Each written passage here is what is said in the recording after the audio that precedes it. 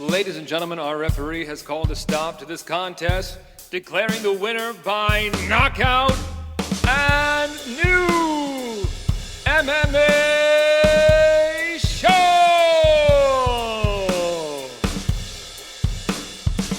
Greetings, ladies and gentlemen, and welcome to another exciting round of and new MMA show. I am your host, Michael Hansen, and I am making my triumphant return.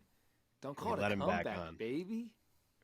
Yeah, I was getting worried you guys were going to just like give my spot away to Tommy or somebody like that. He tried. I'll just hop right into it. I had a baby, guys. I had a baby. My wife and I successfully had our second son. We named him Wesley.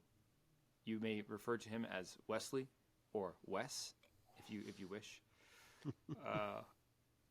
But he's doing good. He's being a really good baby, eating and sleeping a lot. He's a little nocturnal, so it's like we suddenly have a cat. And, yeah, man, just trying to survive every night. Were the W's intentional, or did it just happen that way? It just happened that way. It just happened that way. If we had a girl, we're probably going to go with either Sophia or something like that. So definitely we're not going to do an alliteration no matter what. Yeah. It just kind of happened. It's better than Wilhelmina. Better than Wilhelmina or Wendy. I don't know. Is there family significance to Wesley, or just a name that you guys liked? Just liked it. Nice. Gave him my brother-in-law's name as his middle name. What was his middle name again? I forgot. Andrew. After my brother-in-law. Nice. So, yeah. Very nice. Yeah, man. Exciting. Also exciting news. I ring announced Anthony Pettis Fighting Championship, number 4 this past weekend. Did you do the face-offs? I ended up not. They were like, Michael, do the face-offs. But then they like kind of just didn't happen. Oh. I thought they were going to have the belts, and I was going to be holding the belts, but then there were no belts. Damn. Anyway, let me get back on this intro. Man, I'm out of my game. All right. I am joined this week, as I always am, by my two buddies, who you hear. Introducing first, from New York, he is repping our New York Knicks, his Mark Priaulx. Yes. What's up, buddy? Big night.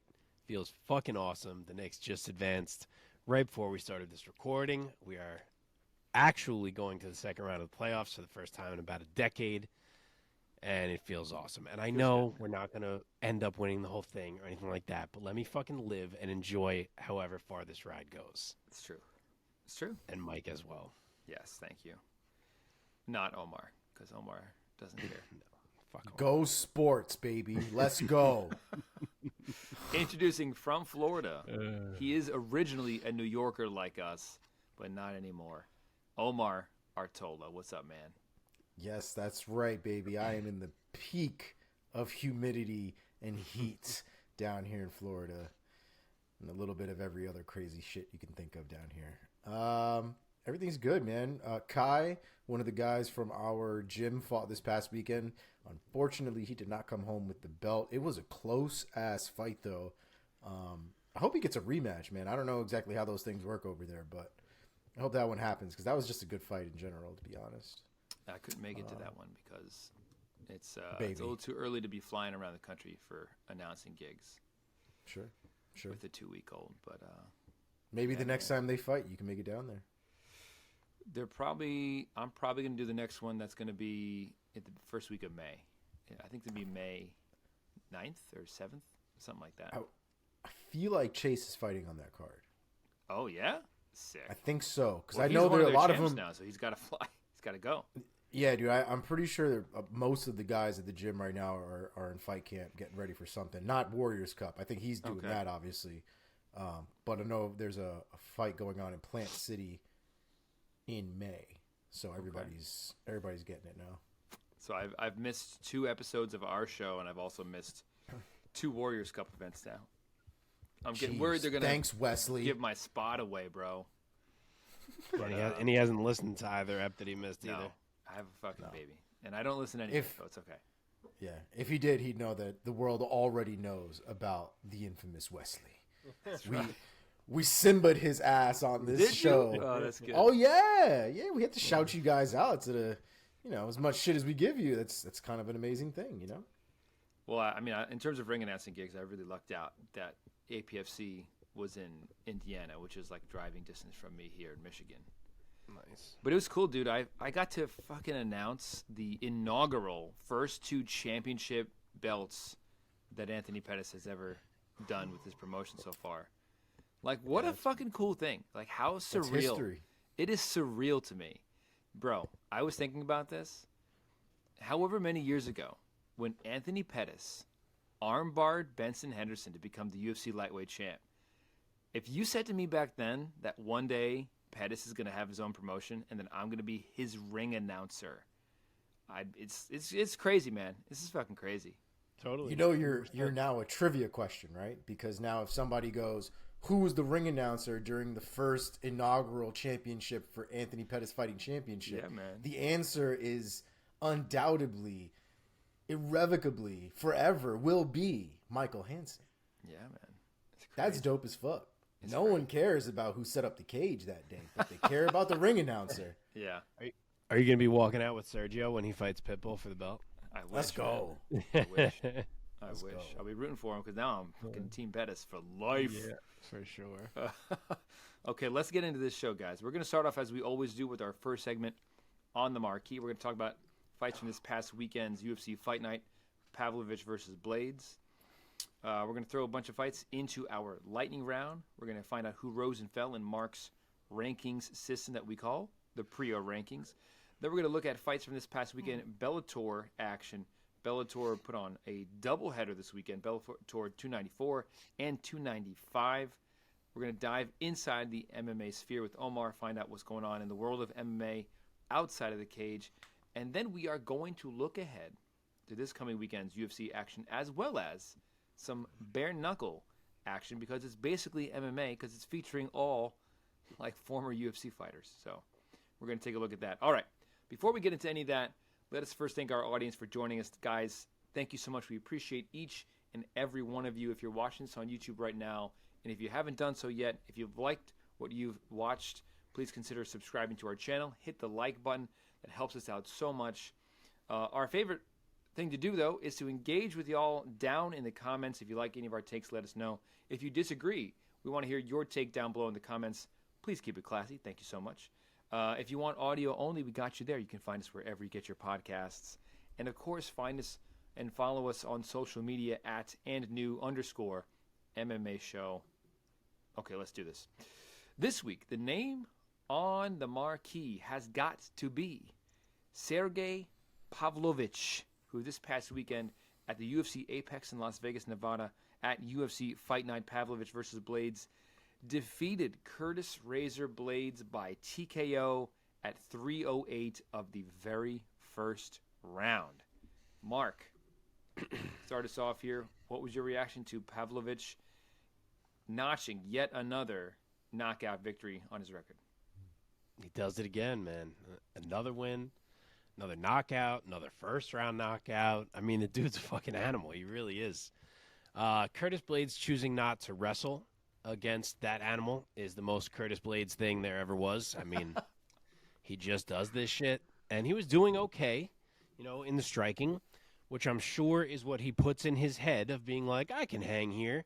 But he's always doing okay until he's not doing okay. And that's the part that he seems to forget. So that game plan needed to be significantly more wrestling focused than it was. And I understand he's got to set it up and he's got to strike a bit. But, geez, there's got to be more wrestling urgency than that. You can't go 3 minutes just strike for strike with Sergei Pavlovich because it's not going to go well. And we all could have told you that wasn't going to go well. And it didn't. So Pavlovich was just way, way too comfortable as that fight went on, not having to think about takedowns. It was one half-hearted takedown attempt that Pavlovich shucked off after he had already kind of hurt Blaydes. Yep. And, yeah, when he's that comfortable and you let him operate like that, he's going to hurt you. And, it's not the first time we've said this, but his hands are so fast. He's so accurate. He's so powerful. And it's all happening under, perfect balance. His body is always so perfectly balanced. Every step he takes, little angle he cuts, he's just he is a frightening striker. And for whatever reason, Curtis thought he could stand across from him. and it didn't work out. So it is officially now safe to say that we have a scary, scary challenger to the new reign of John Jones.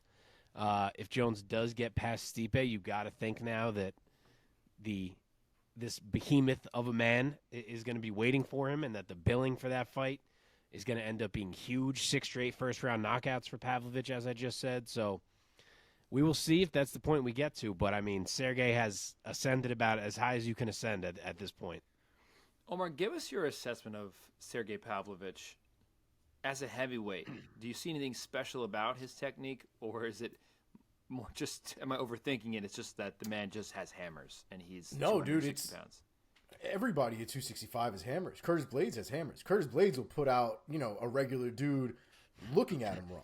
Everybody at heavyweight can crack. Everybody at heavyweight, even on the lower end of the spectrum, can knock anybody out. But when you see a guy like Sergei Pavlovich, just like Mark said, his balance, the way his technique is very, very sharp and crisp. And you don't really see it a lot from heavyweights, especially because a lot of heavyweights tend to want to move out of the way of punches while they throw punches. So you see a lot of this crazy nonsense and guys throwing punches here and their fucking bodies are on the ground and all kinds of stuff. And Curtis Blaydes kind of throws like that sometimes. Junior Dos Santos, towards the end of his UFC run, was almost notorious for being sloppy like that. Pavlovich doesn't do that, man. And if you go back and you watch that fight, I can't remember the time frame exactly, but there's an exchange, a sequence where Pavlovich hits him with like a 4-piece, a 1-2, 1-2, 1-2, and it literally looks like if you took away the persona and just sort of took the framework of the body itself, it's literally like watching a machine shoot pistons out. Yep. Yeah, so well said. It's so crazy because that's the way it should be. Like, as one of my coaches like to say, textbook. That is as textbook as it gets, man. Straight punches down the pipe. None of this like straight punch. Oh, I'm going to come down and we're going to come back. No. Boom, right to his face. Boom, back to his face. And with power and with speed, and his feet never left the ground. He didn't over-rotate. He was able to keep his distance. He didn't keep moving in when he knew that Curtis was against the cage. There are a lot of little fundamental details that make what Pavlovich did exceptional. And like Mark said, the fact that Curtis Blaydes just decided to be like, I will strike with Pavlovich is just, it's asinine. It's literally, what is it? Oh my God. The Wonder Boy fight with this fucking kid, with Kevin Holland. How Kevin Holland decided to be like, yeah, nah, I'm going to stand with him. I'm not going to take him down. I'm going to stand with one of the greatest kickboxers the UFC's ever seen. It's the same thing. We know Pavlovich has now had a record of wrecking dudes in the first round. I feel like I called first round KO last week. And probably did. Him just not taking that threat legitimate, I feel like, and really feeling his hands is doing him a disservice. He needs to wrestle, and the wrestling's got to get tighter, because I'll tell you what, he almost got Derek Lewis again. That takedown that he tried to go for was very sloppy, and Pavlovich was like this close to landing an uppercut the same way Derek Lewis did. He's got to figure that out, because he's going to keep getting destroyed if he fights the way he's fighting. So real quick. You did pick first round last week, and I picked second, so you got me there. But either way, I just want to say props to us, because, I mean, A, Blaydes was the favorite, but B, everywhere I looked, the pick was Blaydes. Every person I saw was picking Curtis Blaydes. I think I saw one person picking Pavlovich besides us. I picked Pavlovich too, right? You did too. Yep. Thank you. So I will take that for this show. Just looking at his record, some things that stand out.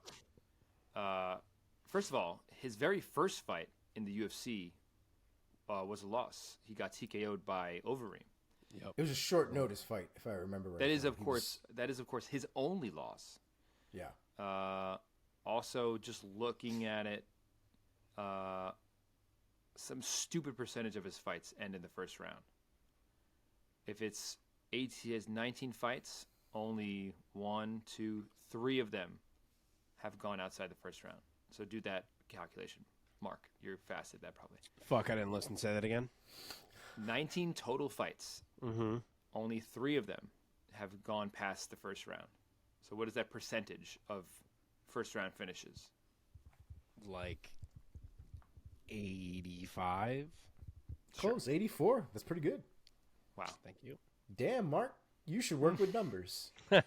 So since his first fight in the UFC, which was a first round loss, he has finished all 6 subsequent opponents, all in the first round, all with punches. The man has anvils in his hand. Anvils. Okay. Yep.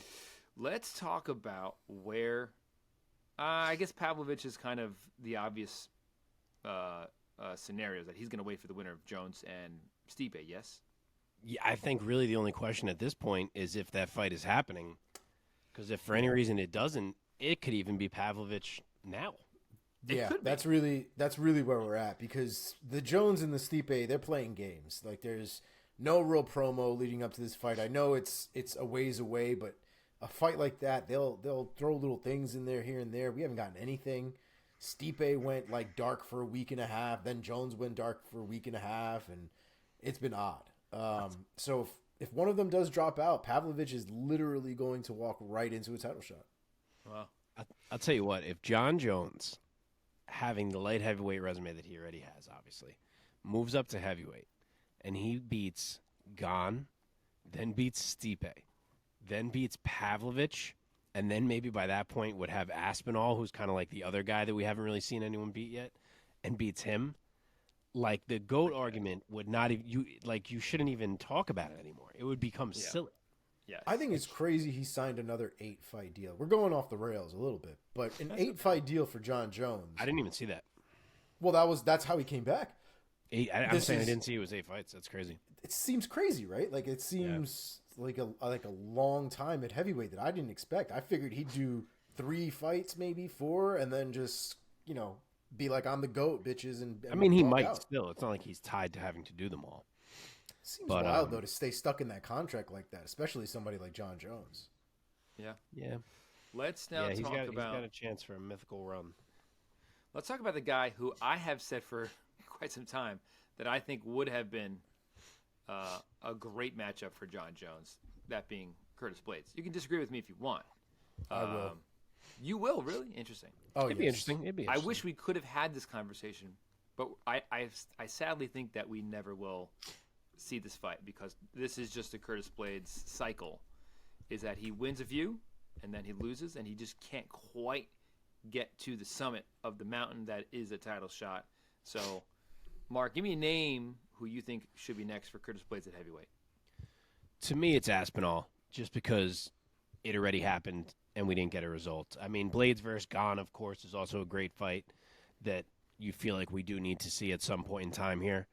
But I would rather get the result of Blaydes and Aspinall settled. Omar, what about you? You think Aspinall or somebody else?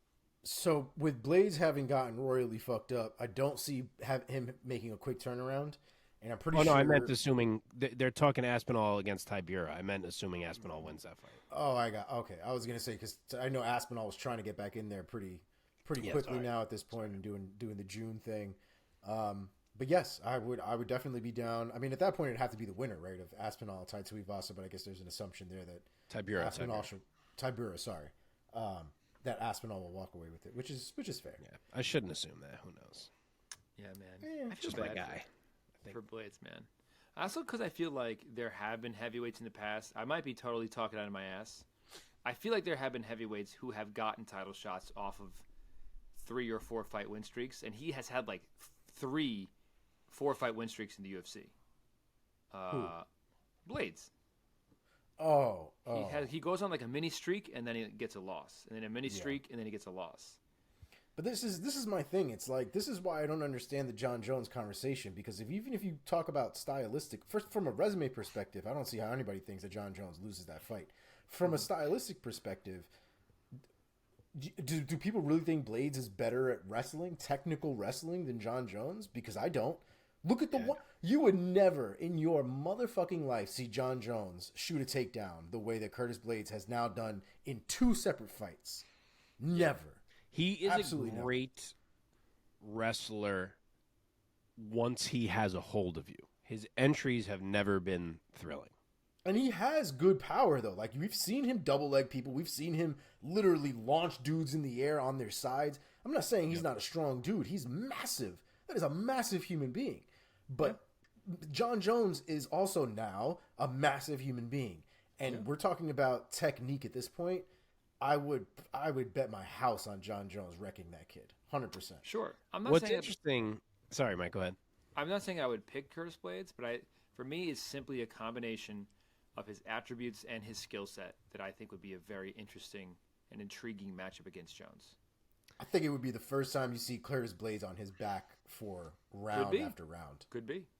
It's interesting because he has only lost 2 knockout artists. Ngannou, Derek Lewis, Pavlovich.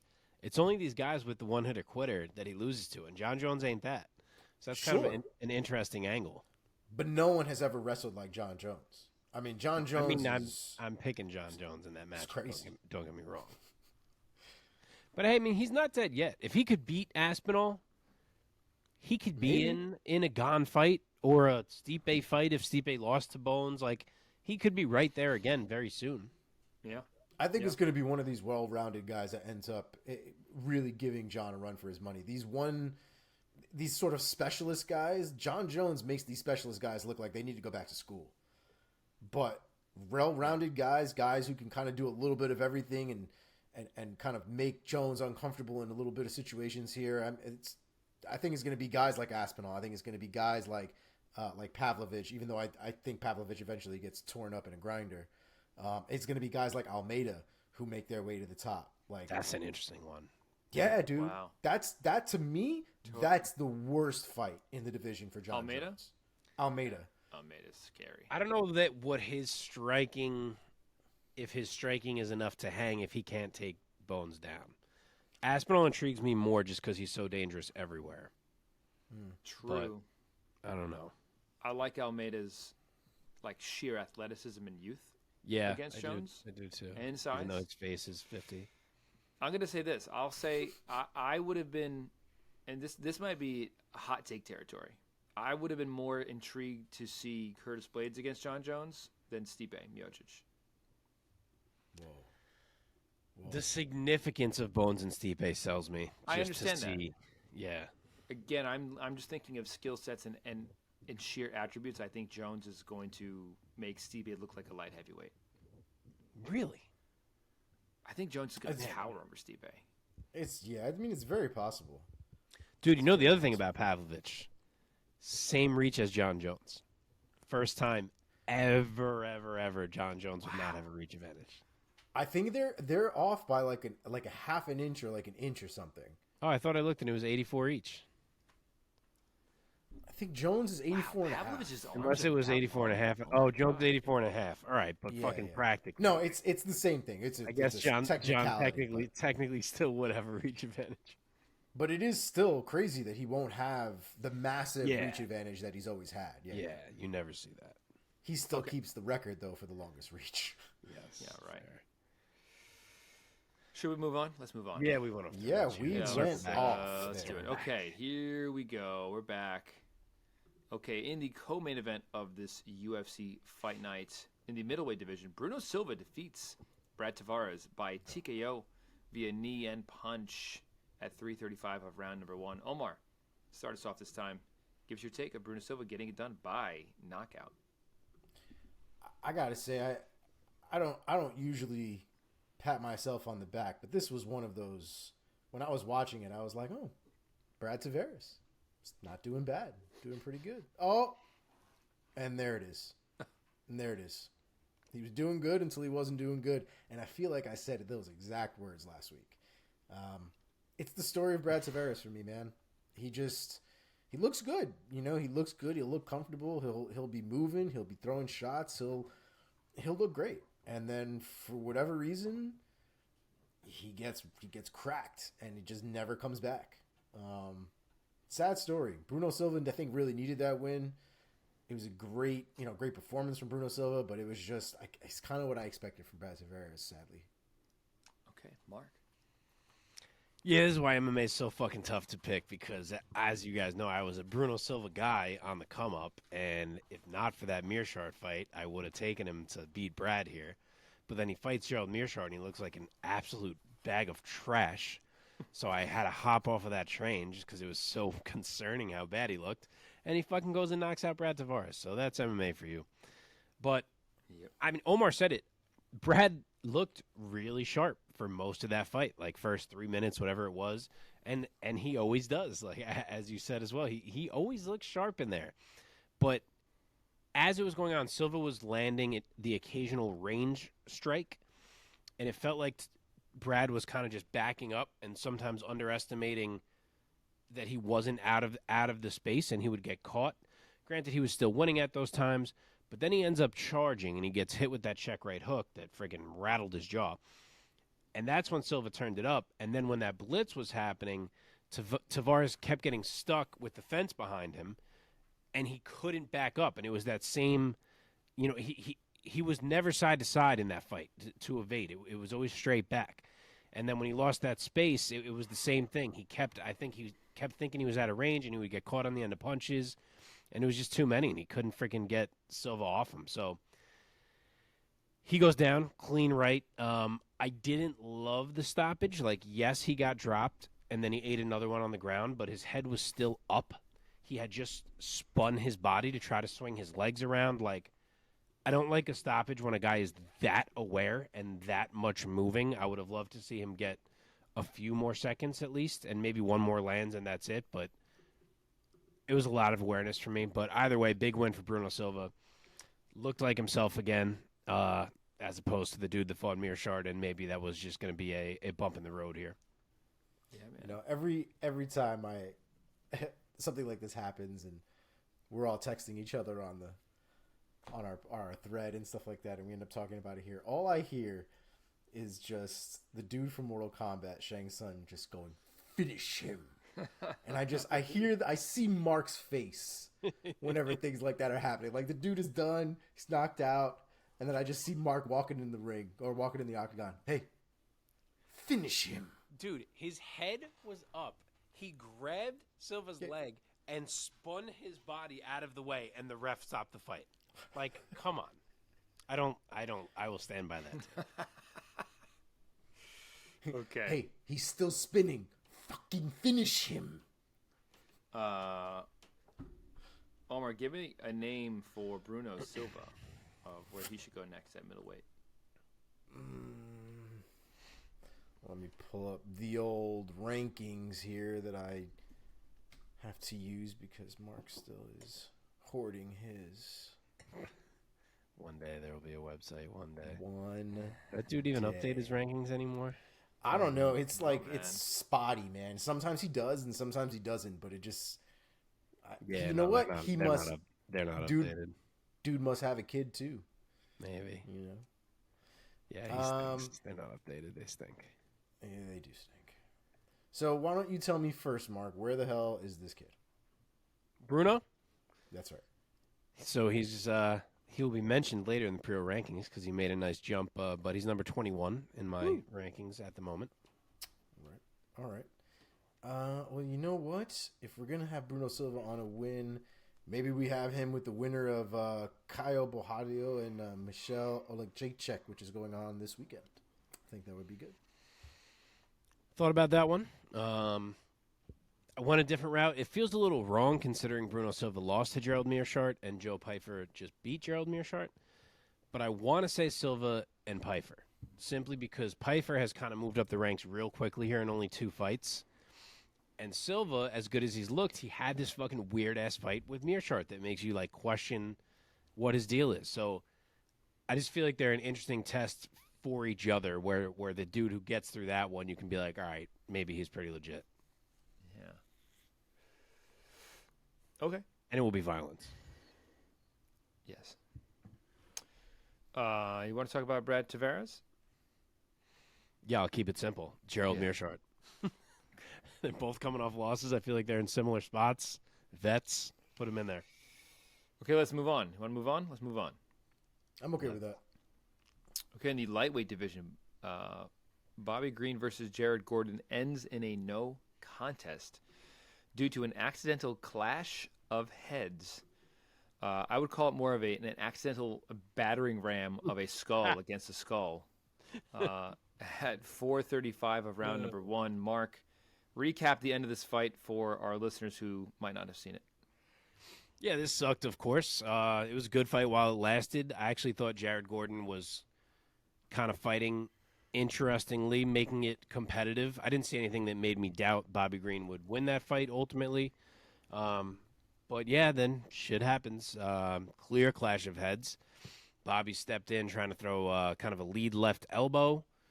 It was a little bit sloppily thrown, even the elbow itself. I mean, obviously then the head was not in a great spot and smashed into Jared Gordon right on his temple. So, you know, what can you do? I'm a fan of Bobby Green, but I don't know what in the world he's been talking about, saying like, yeah, but then Jared Gordon was still okay on the ground and he only went out after I hit him again.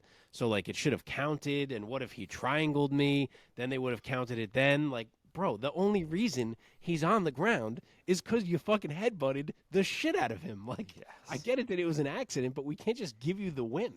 So I don't know what he's talking about. He's been in enough fights to understand that he can't just get free victories for headbutts. So I don't know. I mean, it's a super clear no contest to me. Maybe they'll run it back. But yeah.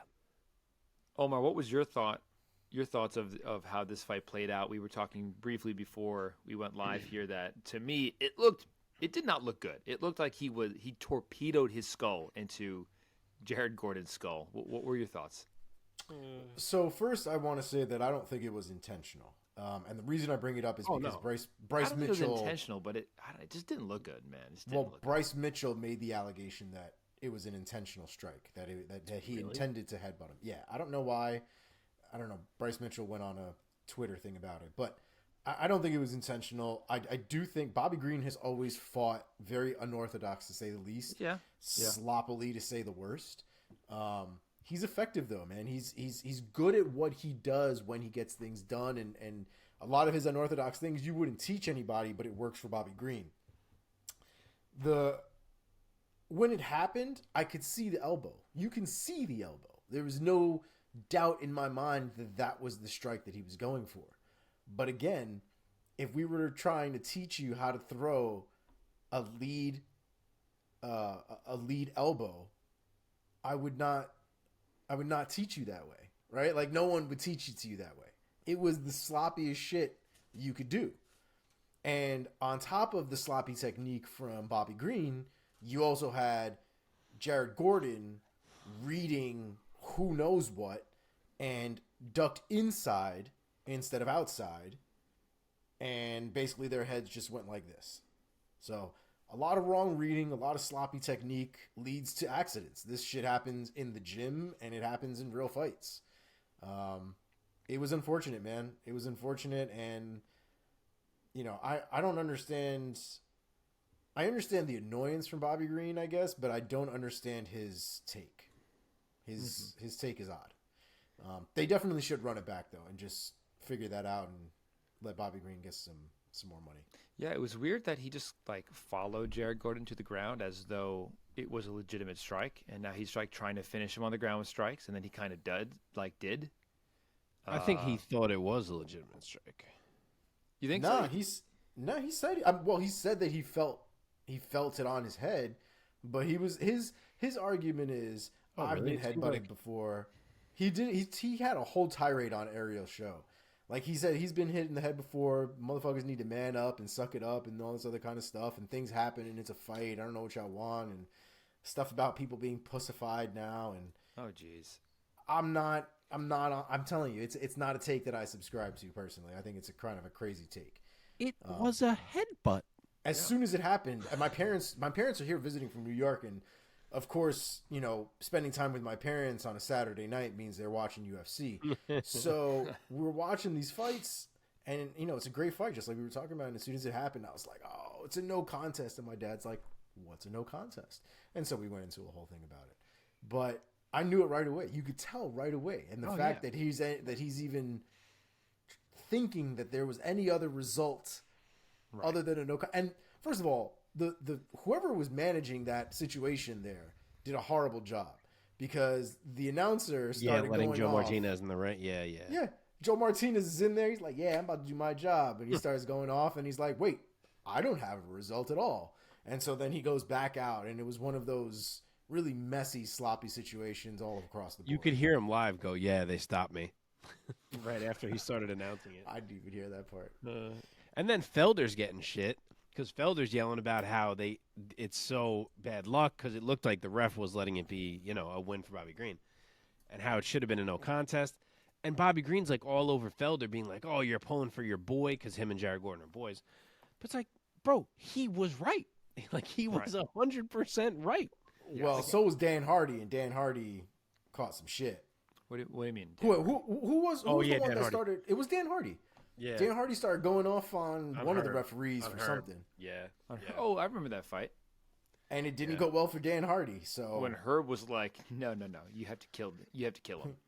Please. And he's just telling Hardy, He was please finishing. sit down. That was Mortal Kombat. Yeah, Herb Dean went Mortal Kombat. It was like, finish him. They've all had their moments, man. And Dan Hardy lost his shit. Yes. Just like Paul Felder, honestly. Paul Felder was the same. It was a similar thing.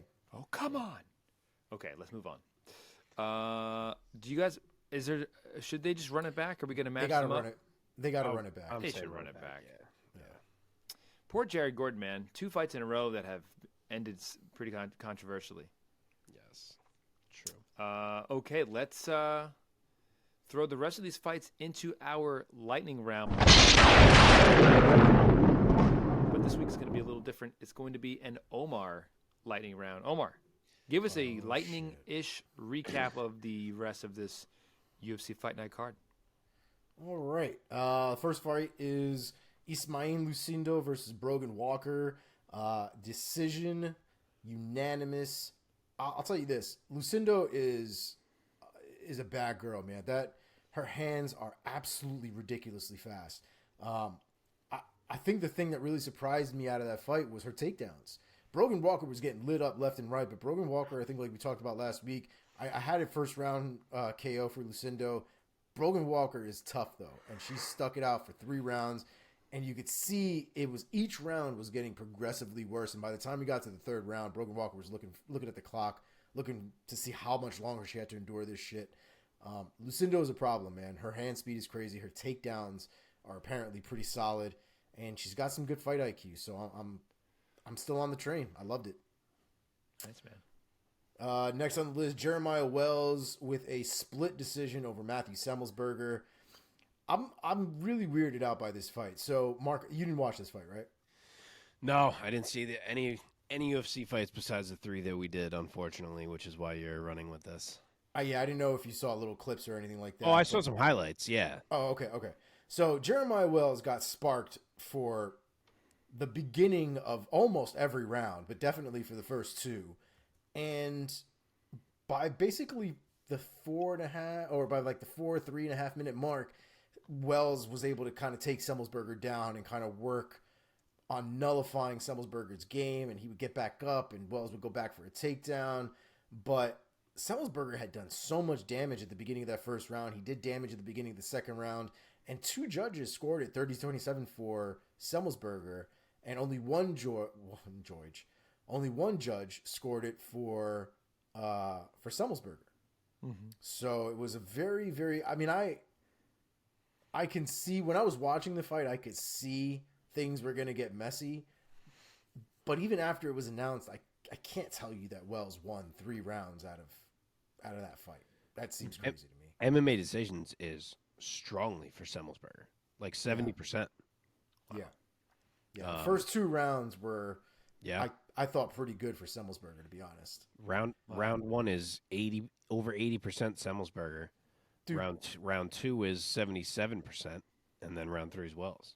Literally the first 2 seconds of the fight, as they're coming towards each other, like Jeremiah Wells is like, oh, who's Semmelsberger? And just walks forward, and Semmelsberger cracks him in the face with a right hand, like, my name's Matthew, sir. And just like Wells was just on Queer Street from there, and Semmelsberger went to work for a little bit until Wells got his shit back together. And I think Wells being so strong was the reason why he didn't get finished in the end. But I don't think he won that fight personally. Okay. Interesting. I got to watch it. Next on the list here, we have Christos Giagos versus Ricky Glenn. Man, it was a short-lived fight, but the accuracy from Giagos to pop him right in the temple and just shut off Ricky Glenn's body was pretty nasty. So not much you can say, man. Giagos got some decent hands, some good accuracy. Got to keep an eye out for him. What else? Next on the list, Montel Jackson knocks out Hani Yahya in the first round. Did I tell you to take this knockout to the bank? I told you it was coming. This was pretty much how we kind of called it last week. Yahya was smaller, man, and a lot visibly smaller. He was thicker, but shorter, and having a really tough time trying to get inside, especially with striking not being his forte. He was very, very sloppy trying to move inside and paid heavily for it. There were moments where you thought his jits might work. He got it down. It got down to the ground a couple times. I think he started working for Kimura's at one point and different options. But Montel Jackson was on top of it and got out of there when he had to, or when he had the opportunity to, I should say. And when it was on the feet, he was piecing him up, man. And Hani Yahya does not like getting hit. Like, there are guys who get hit and they're still in it, and there's a lot of hits that they can take and not worry about. Hani Yahya closes his eyes and says, "Take me, Lord," when he gets hit. So it did not work for him, and he gets knocked out. Next on the list, yes, my girl Norma Dumont, baby, let's go. Unanimous decision over Carol Rosa. I would love to tell you that Norma Dumont styled on this girl, but it was a hard-fought fight. I thought she had a little bit more control overall throughout the first two rounds for sure. I thought the striking was definitely on her side in the first round. She picked it up in the second round. And I think a good majority of the third round you could call for Norma Dumont. But towards the end of that fight, Carol Rosa put the beats on Norma Dumont. Like the last, I want to say 10, 15 seconds, hit her with some clean shit. At one point, she smashed her with a spinning back elbow that I don't know what Norma is made out of, but that would have crumbled anybody else. There was some real nasty stuff landed at the very end of that fight that Carol Rosa should have probably put on early on and didn't. So good win for Norma Dumont, and still the queen of the 145-pound division, the real queen of the 145-pound division. Can you call it? Let's go. Yeah. She's almost in purgatory at this point. Like, I want to be like, can we let her go fight like Pacheco or Kayla Harrison or Cyborg or something? Like, what is she doing in the UFC? If we're gonna give Masvidal a BMF belt, we got to give Norma Dumont something. Something. Man. All right, next on the list, Muhammad Usman versus Junior Tafa. Unanimous decision for Usman. This was a really, really frustrating fight. Like, I am sitting watching this fight like, bruh, what the fuck are you all doing? Everybody involved here. Usman needs to go to Thailand. Somebody needs to book his ass a trip now. Send his ass the fuck over there and make him strike for like 3 months straight, because the dude is awful. He is god awful. And honestly, if Junior Tafa, by the way, I am convinced that is a different man than Justin Tafa. I'm finally sold. Yes.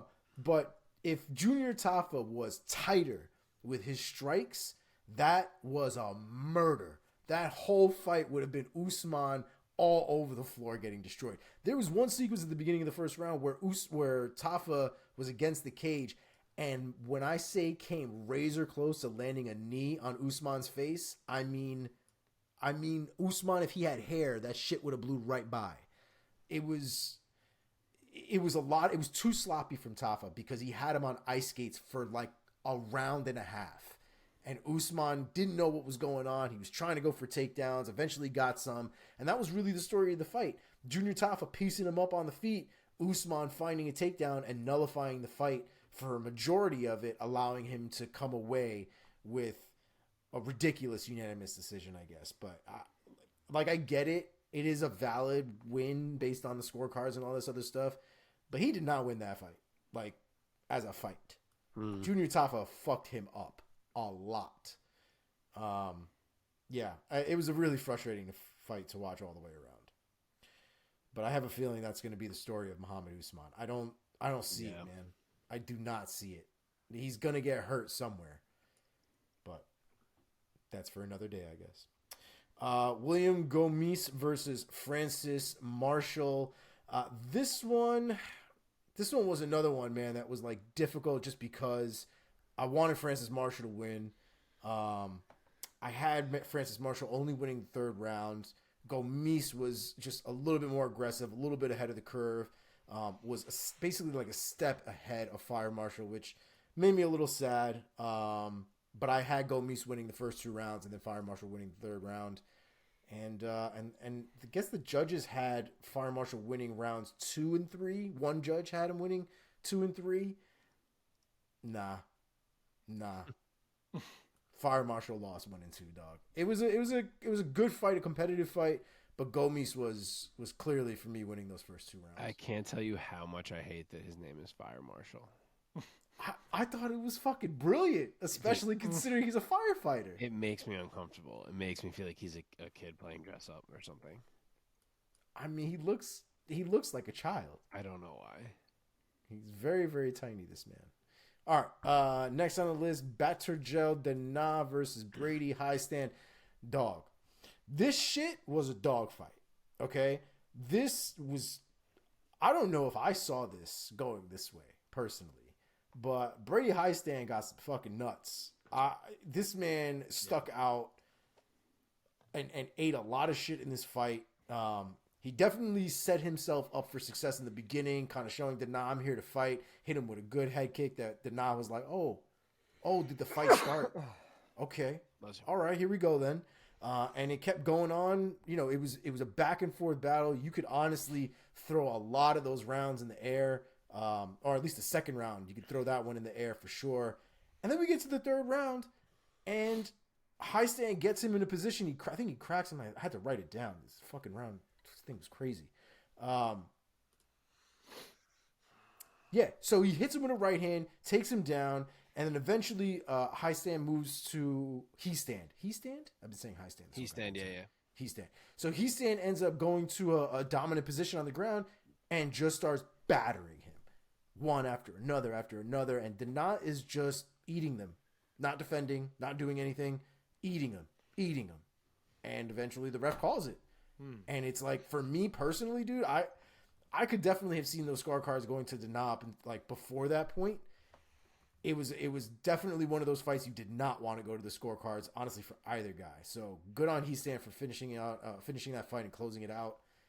And both of them look great, though, man. It was a great fight all the way around, but I'm glad I picked He-Stand because the ending of that fight was great.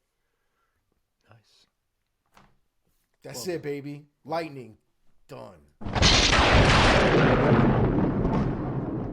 Boom. Okay, Mark, give us the update. Who rose and fell in the Priaulx rankings on the heels of this UFC Fight Night?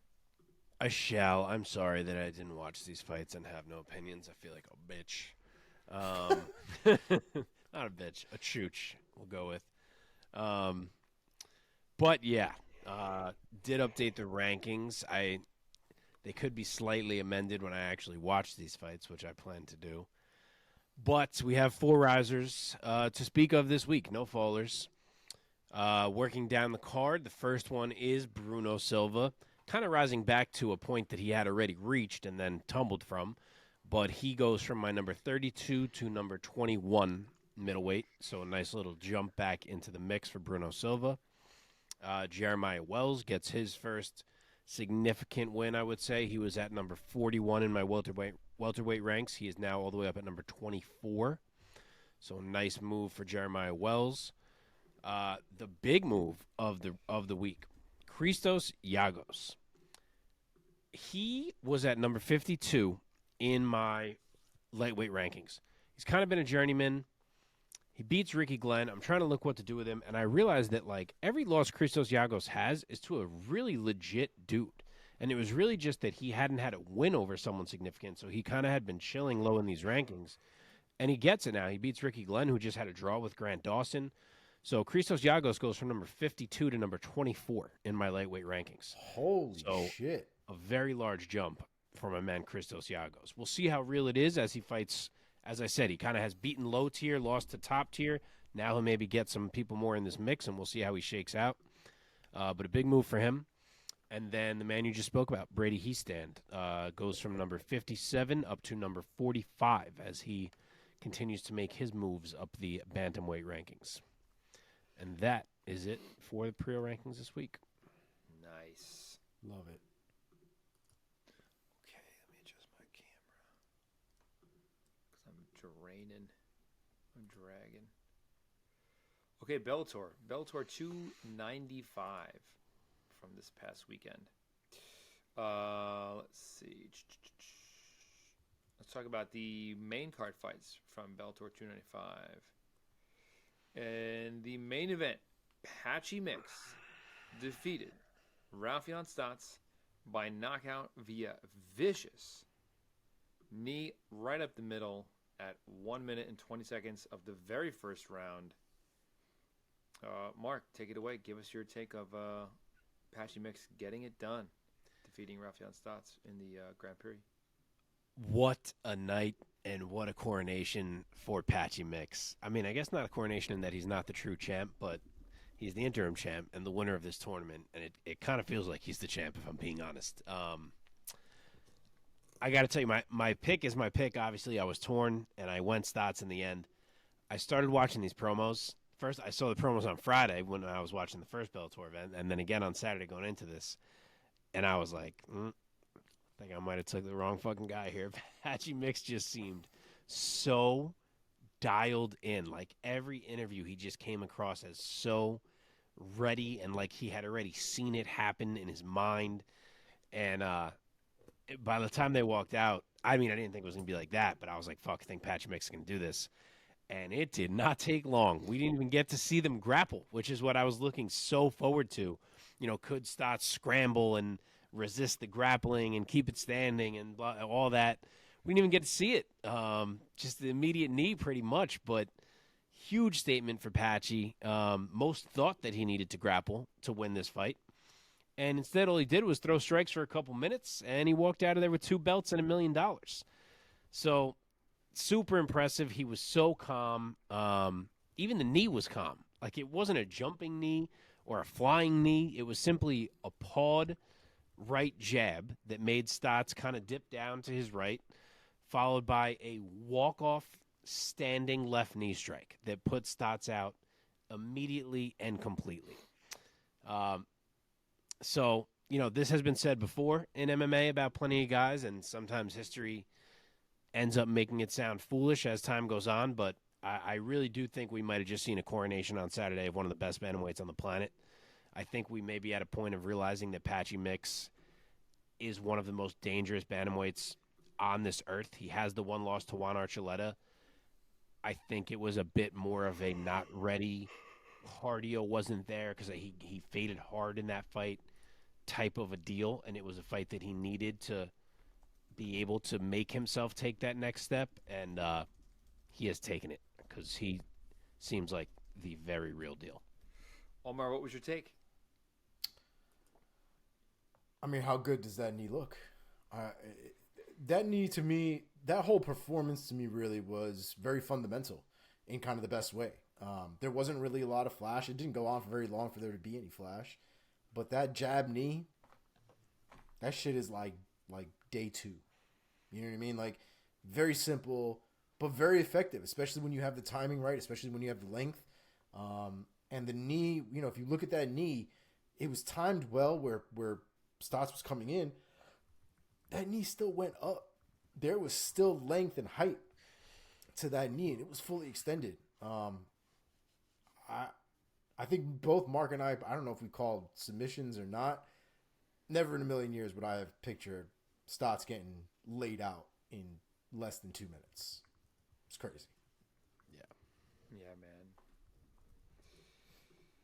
man. Let's move on to the co-main event of Bellator. Wait, hold on. I want to talk about the matchups at least. Oh, do it.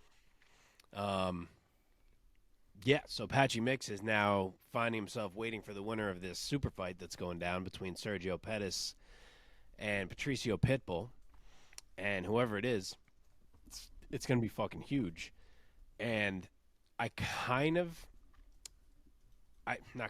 would be surprised if Sergio Pettis can beat Patricio Pitbull. So my mind wants to say we're looking at Pitbull versus Mix. And I think that could be beyond an interesting matchup for Pitbull. One of the most interesting we've seen him have in Bellator. Yeah, for sure. And for Stots, you know, you let that same Pettis Pitbull fight happen. Maybe if Pettis loses, that's the fight to make.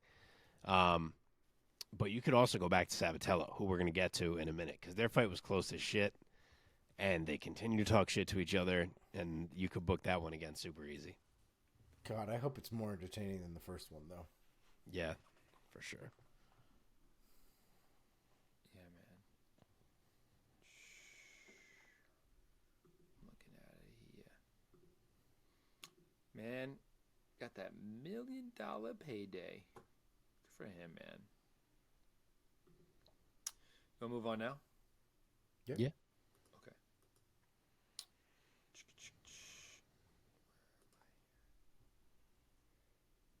Okay, women's flyweight. How do you say her name? Ilima-Lei? Ilima-Lei. Ilima-Lei. Macfarlane defeated Kana Watanabe by a split decision. Omar, give your take. Who do you think is the rightful winner? This was kind of another pain in the ass, to be honest, of a fight.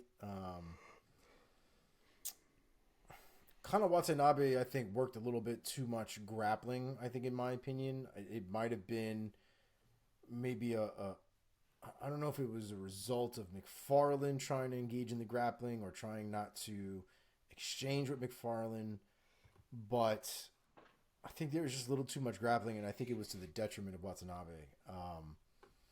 It was a close fight, and I think it was close because there weren't a lot of big moments that you could really take from one person or the other. At least overall, I should say, right? The girls fought. It was a hard-fought fight. But I think in the end, it was one of those decisions as the rounds went on that you knew was going to get messy because you really could make an argument from one girl or the other on both sides. So I had Lee Macfarlane winning rounds, I think 1 and 3. Yep. 1 and 3, and then Watanabe won round 2. Actually, I haven't even looked at MMA decisions. I have no idea what they've said about this. Not either. Not a ton of people have submitted scores for it, but it actually looks like they have Watanabe winning rounds 2 and round 3. So, yeah, okay. That's what I figured. That's what Twitter seemed to think. Yeah. Yeah, it was a close fight. Ilima-Lei looked awesome in round 1, I thought. Watanabe had a couple moments with the grappling, but Macfarlane did well enough to stay safe in those, and she was putting right hands through Kana's face, like again and again, big straight rights. And then they started to become 1-2s. So to me, that round was all Ilima-Lei. Round 2 was Watanabe's round. She really got the grappling going in that round. She managed a lot more control. Again, Macfarlane did well to defend. I actually thought she looked really, really good in this fight on the ground. But round 2 certainly went to Watanabe.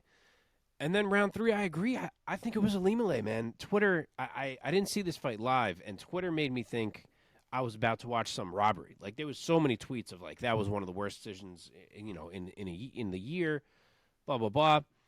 I fully think Ilima-Lei won that fight. Kana did a whole lot of hugging with a whole lot of nothing in round 3. To me, every moment of note in that round came from Ilima-Lei, and I give her that round. And I don't think Watanabe can complain too much about a decision where she did so little in trying to push it in that final round. Okay. Let's move on. Can we match up? Why are we skipping? Oh, my bad. Skipping matchups, bro. I'm struggling. I'm struggling. I'm gonna be honest. All right, matchup. Do it. I'm giving Ilima-Lei the Liz fight. I mean, she asked for it. She has said that she plans to only take one more fight. So it is her retirement fight. She was the inaugural flyweight champion in Bellator. Liz needs a new challenger. They are former training partners. They seem to be very friendly with each other and both down for it. I'm on board. I think it's a proper way to send Ilima-Lei off. And if she happens to win the fight, I don't know what the fuck you do then, but you could maybe do a tournament, which Bellator loves to do. So, hey, got options. Any other ideas, Omar? I can tell you right now, there is no idea that Liz Carmouche loses to Ilima-Lei. I can tell you that shit now, right now, today. No, I think that's probably a good fight. Just feed another one to Liz Carmouche and let her cement her Bellator legacy. Yeah, man. You want to say anything about Watanabe? I'll throw one. I'll say Justine Kish for her. Fucking hell, that's a grappling. That's all grappling all day. They're gonna be rolling around the fucking floor for 15 minutes. All right, Jesus at a catch Christ. weight of 165 pounds, Yancy Medeiros defeats Charlie Leary by submission via rear naked choke. The official time coming 4 minutes 39 seconds of round number 1. Omar, what was your take of Yancy Medeiros? Looking good. I will say this first. Frank Trigg being referee is still one of my favorite things. I'm just gonna. Yeah, dude, I love it too. I love it. Still too. one of And my he seems favorite good so things. far, from what I see. He seems so much more chill now. So as chill, like yeah.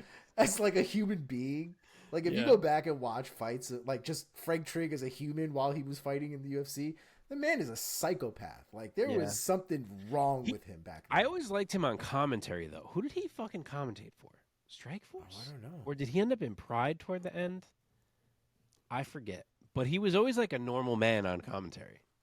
So odd. He's so chill now, though. Yeah. Anyway, back to the fight. Yancy Medeiros did work, man. It's good to see that his crazy little style still does the job. He's another one of these guys that sloppy. I don't know if is really the best term for him, but kind of like a Brandon Royval. He's very unorthodox, very scrambly, and very movie, if you will. Yeah. And this is another one of those fights where he put that to the guy's test, and Leary here was not able to keep his shit together for the entire round. Eventually, Medeiros finds his way to the back, chokes him out, and there we go. Yeah, Mark. Yeah, I don't know how high level the striking was in this one, but they certainly went to war. They both took damage. They both pushed through big shots. It was Yancy whose chin held up more. It was Yancy who landed the bigger bombs. And after a few, Charlie Leary just he kept rallying himself, but after a bit, he didn't have any rallies left. And Yancy eventually snuck to the back, locked it up. So it's not any type of noteworthy win, I guess, in the big scheme of things. So I'm not going to make it that, but it's nice to see Yancy in Bellator doing well, getting W's in Hawaii. He always seemed like a cool dude, so glad to see him doing well. Definitely the fight Hawaii wanted to see. I can tell you that. Yeah. Yeah, bro. Yeah, I mean, he's a good guy to have on the roster for all these Hawaiian cards that Bellator does. Yeah, For sure. Yeah, for sure. Mark, matchup Yancy Medeiros right now. I will say J.J. Wilson. He's a guy that I remember we all liked when he was a featherweight coming up in Bellator, and then he had his weight issues. Moved up to lightweight. He's gone 1-1 there since the move, but I think that Yancey's kind of the right kind of veteran, established dude to be a good test for J.J. Wilson. Granted, I don't know if he can make lightweight. They didn't make it. Neither of them made it for this fight, so who knows? Speaking of weight issues, can we acknowledge how big of a fucking chooch Ray Borg is? Because What a fucking shooch, man. this guy is out of control, this man. I don't understand how this man even still has a career. In the contract at this point. He's it done. should He said be he retired now. Oh, Good. Wow. Good. Yeah, he Let's said he work made a on it. promise with himself that if he missed weight again, he'd retire. Granted, I feel like he said that once before, so fucking. Why don't you just fucking make weight? Yeah. I don't know. Dude, I didn't even What's know going this. on? So we didn't even know this when we previewed. It was supposed to be at flyweight. Ray Borg's people then asked, I don't know when, but apparently like before we even did the preview, for it to be at 130. Bellator agreed, Horiguchi agreed. Then he, on weigh-in day, told him he wasn't even going to make that and asked for it. and Bellator said, to Kyoji, would you do it at straight up bantamweight? Kyoji said yes, and Borg couldn't make bantamweight. Oh my God. No, that sounds about right, though. I mean, It sounds about right. That I feel like that's not even the first time that's happened with Ray Borg. I feel like they've done that shit before. Not to mention Ray Borg just pulling out of fucking fights last minute, not even having to deal with weight cutting. Just life, I guess, and him not being able to manage it all or whatever is going on. I know he has a lot of those family issues and stuff, but fucking hell, man. I mean, it's just a real crazy combination of things to go wrong in your career. I've never seen anything like it. Yeah, you could tell that Scott Coker was pissed when he was talking about it, like legitimately pissed. I would imagine so, especially because you could see it coming, right? Like, Totally. there's no way that you signed Ray Borg without telling yourself this is a possibility. Yeah. And I think he just hates. He probably gave him a lot of chances, a lot of rope, a lot of, support and this, that, and the other, and he still got fucked. Scott Coker still gets fucked in the end. Yep. It's terrible. Yep. Moving on. Yeah, I'm good with that. Okay, featherweight division, Bellator 295, Honolulu, Hawaii. In the featherweight division, Aaron Pico defeats James Gonzalez by unanimous decision. It is a shutout on the scorecards, 30-27s across the board. Omar, take it away first. Give us your take, Aaron Pico doing Aaron Pico things. Pico is disgusting. Pico looks so fucking good. His striking is terrifying. The way he's able to land punches and put power behind his punches and the speed is absolutely crazy. His kicks are obviously another thing to be concerned about, but there is a real elegance to the way that man throws hands that just has to be appreciated. And then you got his takedowns on top of that. He's really learned how to be comfortable mixing it up in the middle of those chaotic events in the fight. And James Gonzalez, I don't know much about him. I know he fights out of Ray Longo's gym in Long Island. I don't know much about him. Kid's a scrapper. That kid at no point gave up in that fight, especially fighting a guy, with a name like Aaron Pico and frankly the talent of Aaron Pico. Gonzalez was in that fight, man, and yes, he lost every single round, but he made Aaron Pico work for it because in all senses of the word, a lot of those exchanges, Aaron Pico would have walked away with a TKO, I think, from a lot of other people. So good on Gonzalez for a performance that I thought, made a good accounting of himself, but this was Aaron Pico's night for sure. Yeah, man. Mark? Dude, Aaron Pico must have turned that man's insides to mincemeat. There were so many big body shots from Pico, and he fought a good fight, man. I'm sure he would have loved to make a statement. I know some people were saying they felt that he should have got a finish against that type of opponent. Gonzalez was tough as shit, as you just said. Like, Pico fought a good fight. He boxed, he clinched, he wrestled. He tried a bit of everything. He landed a bunch of big shots. He won the whole fight. Sometimes the finish just doesn't come. And you could tell Pico was impressed, too, in the post-fight interview. He was like, that was a tough fucking dude. Yeah. So you could tell. And, sometimes it's going to be a decision. And I thought he looked great. The win is what matters. He comes back from the injury. He proves that he is healthy and ready to go. He gets rolling again here now, and hopefully the next opponent is back at the level he was at pre-injury. I guess they wanted to ease him into things, and they did. Cool. Being mad at Aaron Pico for not finishing a fight like that is like being mad at Max for every fight he's dominated and never finished. Yeah. It's like Aaron Pico did masterful work in that fight, and just... I mean, like we said, Gonzalez is just tough. I mean, what did you want him to... I don't actually think we hit Gonzalez with a chair. It would have stopped him. So. Yeah. Okay. Let us move on now to Bellator 294. I will match up Pico quickly. Oh, so sorry. He mentioned right away that he thinks they should introduce an interim title with Pitbull going down to fight Sergio. I bet he does. It makes sense, but B, I don't know if Bellator loves the interim title quite as much as the UFC does. They love the tournament title, but I mean, granted, they did it at bantamweight, but I feel like it's because it was in the tournament. Who knows?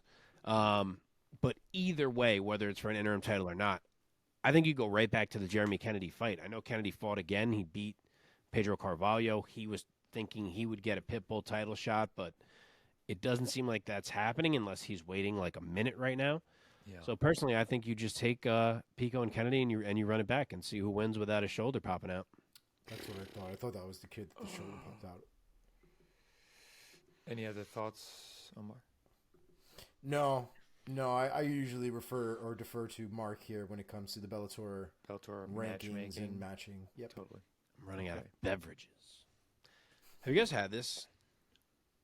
Oh, for fuck's Prime, sake. no. I have not yet. Dude. It's good? So, here's what I'm going to say.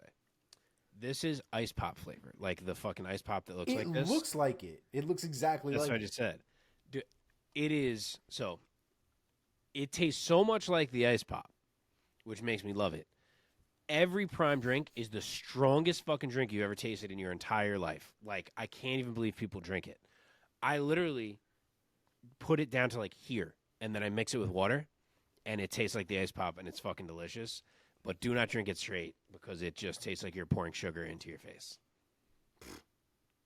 But you have to try it just for how much it tastes like the ice pop. Prime rehydration. Okay, Bellator 294, the evening prior to 295. Also in Honolulu, Hawaii. In the main event, Liz Carmouche defeated Deanna Bennett by submission via arm triangle choke in the 4th round. Mark, lead us off here for 294. Gives your take for Carmouche getting it done. Tell you what, this thing was going south for a little bit for Liz. It was getting a little sketchy. Round 1, she spun and she let herself get caught throwing a spinning kick, got taken down. And Deanna Bennett can wrestle. We know that, and she showed it. Round 2, mostly on the feet, and Bennett was there to scrap. But it was mostly Liz landing the hard shots. But then she makes another mistake, and she lets Deanna get on top again. Gets up, some more strikes, gets taken down again. That ends up being a pretty close round. And then round 3, Bennett wins another one. So it's possible that it was 3-0 Bennett after 3 rounds. I mean, worst case, it's 2-1.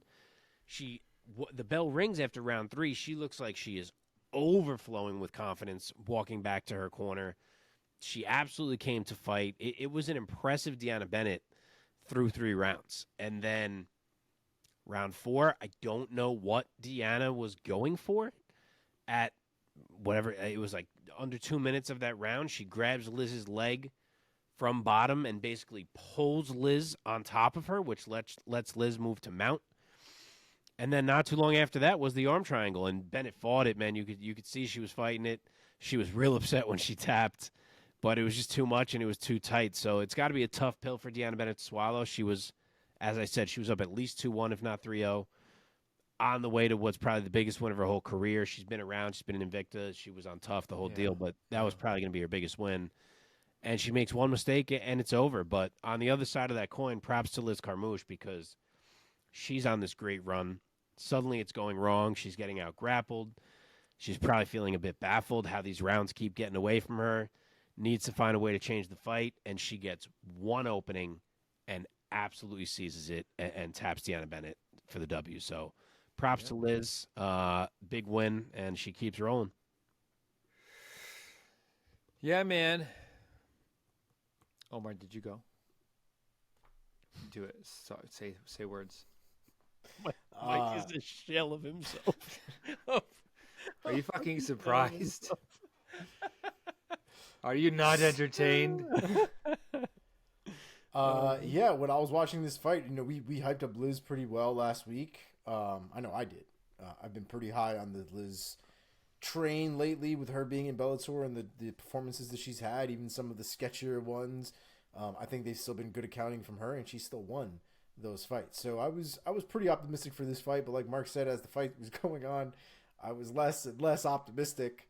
And Bennett definitely had a swag to her by the end of that 3rd round. And I think there was a part of her that did feel like she was up 3-0, and I think there was a part of her that had already counted her chickens before they hatched. I think she felt like she had already won the fight, and there wasn't anything that Liz could really do, right, to win the next 2 rounds. And I don't think it ever really occurred to her that she could still get finished in that fight.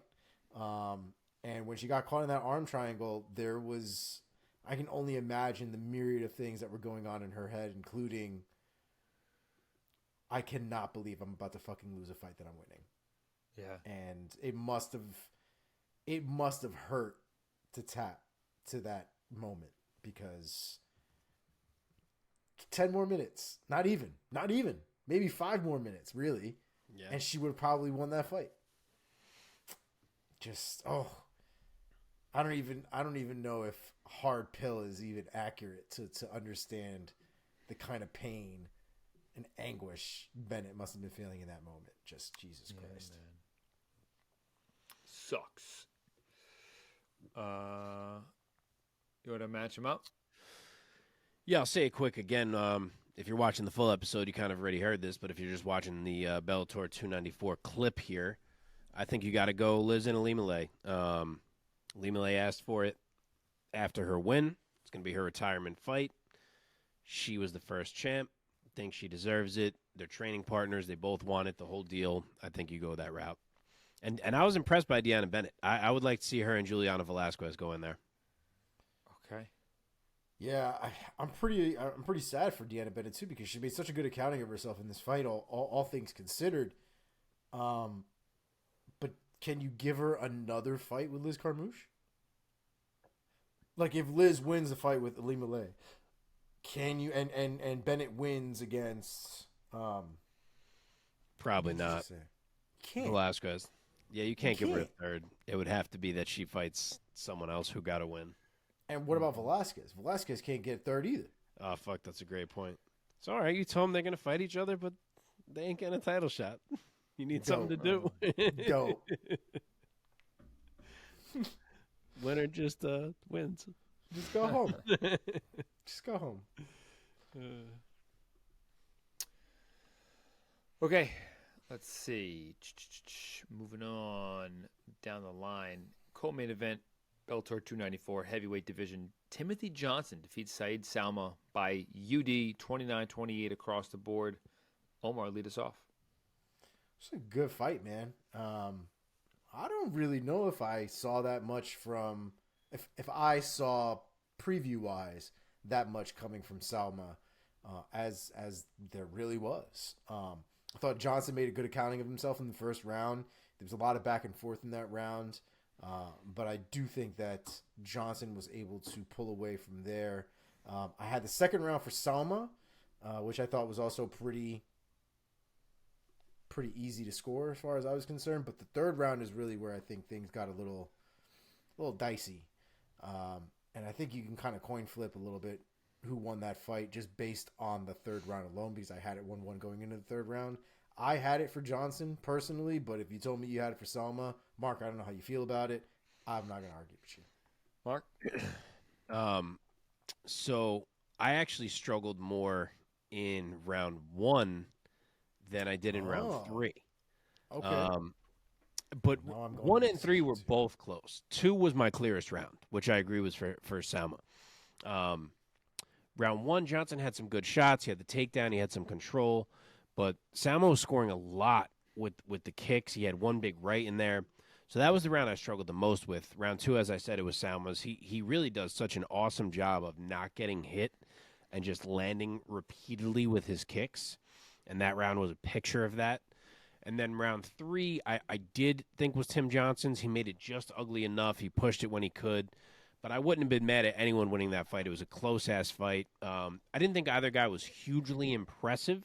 It was ugly at times, but it was close enough that it could have gone either way. I feel like if Sowma could get a bit more comfortable with his hands, he could be such a larger factor because he really has a great grasp of range, and his kicks are super fucking, what's the word where you can throw all, like you're stretching, you can throw all kinds of kicks. How am I blanking? I say dexterity with yes, his legs. Great dexterity. That's what I was trying to say. Great dexterity on his kicks. So, yeah, I feel like there's something there if he could get a little more comfortable throwing his hands, but he's really not. And he kind of got, just kind of big-bodied by Tim Johnson at times in there. So it was a close fight. Johnson gets it. Don't hate it. Okay. Want to match him up while you're here? I'll just do the winner, and from here on out, I was just doing the winner since these are a bit lower-level fights. But I will say, guy people may not know so much about, but Oleg Popov, he recently debuted in Bellator. He's 16-1. Kind of some hype on his debut. He won his debut. Feel like Tim Johnson is a good gauge of how good guys are at this point in his career. Okay. All right, women's featherweight division. Sara McMann defeats Arlene Blencow. UD 29-27, 30-27, and a 30-26. Mark, staying with you, give us your reaction. Yeah, good debut for Sara McMann. She was able to do her thing for all of the first 10 minutes. Arlene hung tough in the grappling. She defended some subs. Didn't really let Sara get off anything huge striking-wise, but couldn't stop a takedown. Like, they were hopeless attempts at stopping a takedown. And when you can't stay off your back against Sara McMann, generally means it's not going to go your way. Round 3, she came out hot. She almost pulled a rabbit out of the hat. She dropped Sara early. She had her eating shots, but Sara managed to find another takedown. Ended up on the back again. The danger was past. So even if Sara did end up dropping that round, which she might have on one judge's card, I can't remember, it didn't matter because the first 10 minutes were all dominant with the wrestling for Sara McMann. So a nice debut for her in Bellator, and she is immediately a factor toward the top of the 145-pound division there. Okay, Omar? Did you give her 10-8 round in the second round? No, I didn't. It didn't even cross my mind. And then when I heard the scores, I was like, oh, fuck. Like, did I miss that I should have been thinking about a 10-8 there? And I haven't rewatched. So, like, should I have? Was I just not paying enough attention to considering that? I didn't. I mean, I thought it was completely dominant for sure. I thought there were a lot of throws and a lot of damage, but I don't know, man. I guess if we're doing like the way that they kind of do the newer 10-8s, where it's a lot about the other person not really throwing back and there being a lot of dominance on one side, then maybe. But if this is the 10-8 where you have to put them close to death, then not so much. Yeah, I don't know. I maybe I should have considered it. For whatever reason, I just didn't when I was watching it live. Yeah.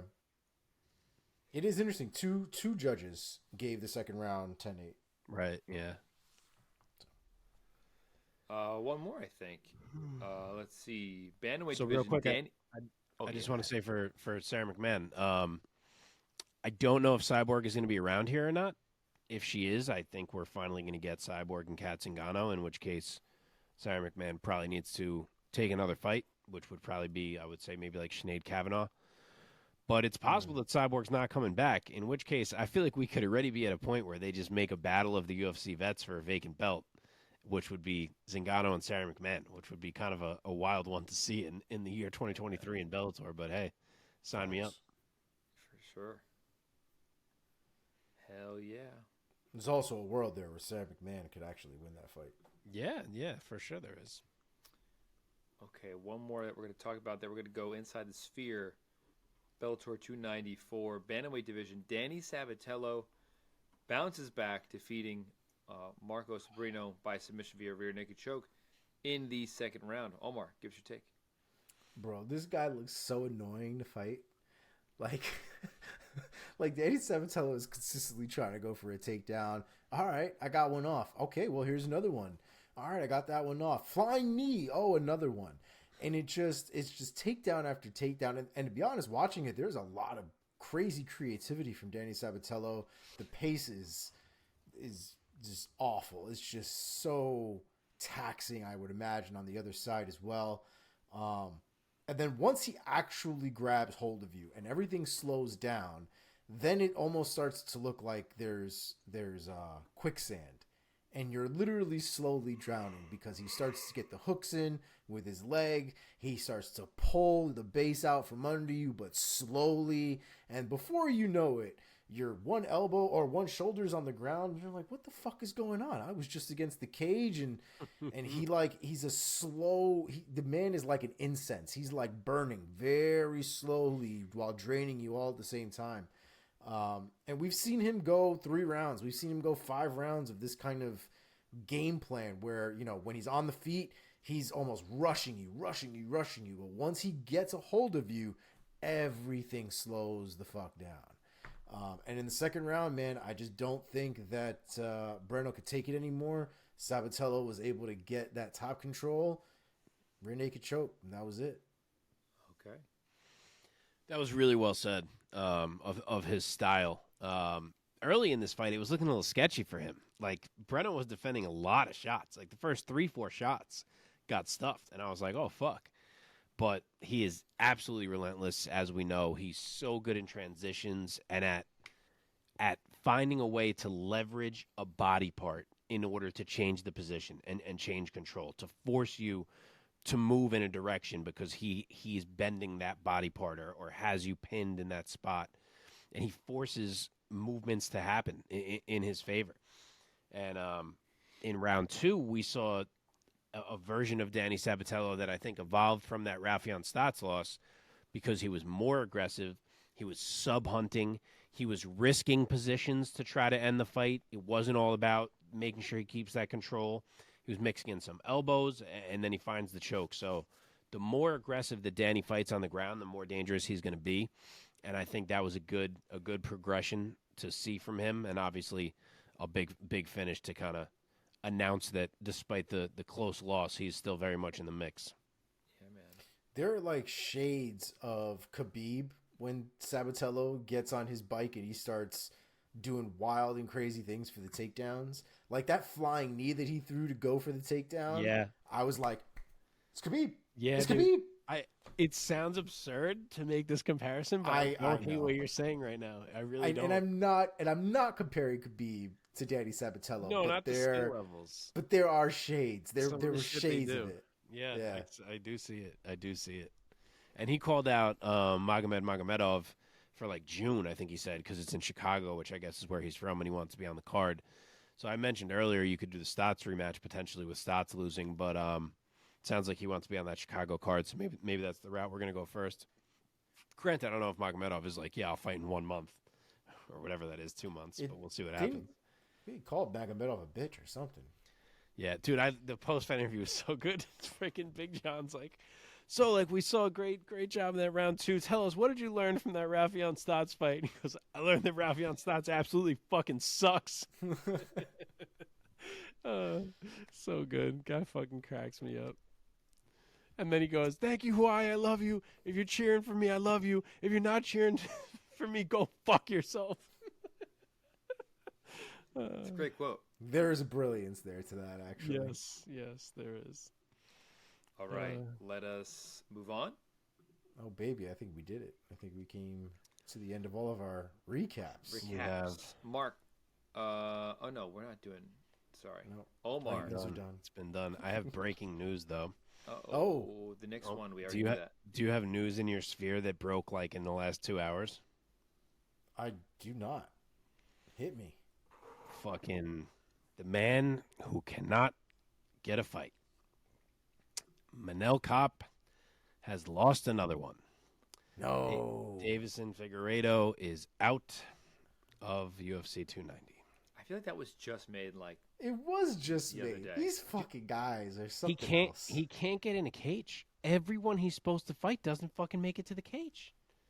It's absurd. He's cursed, man. He's cursed. Did they give a reason or just... I forget that he's not cleared yet from the last fight. Some shit. I don't even know what it said.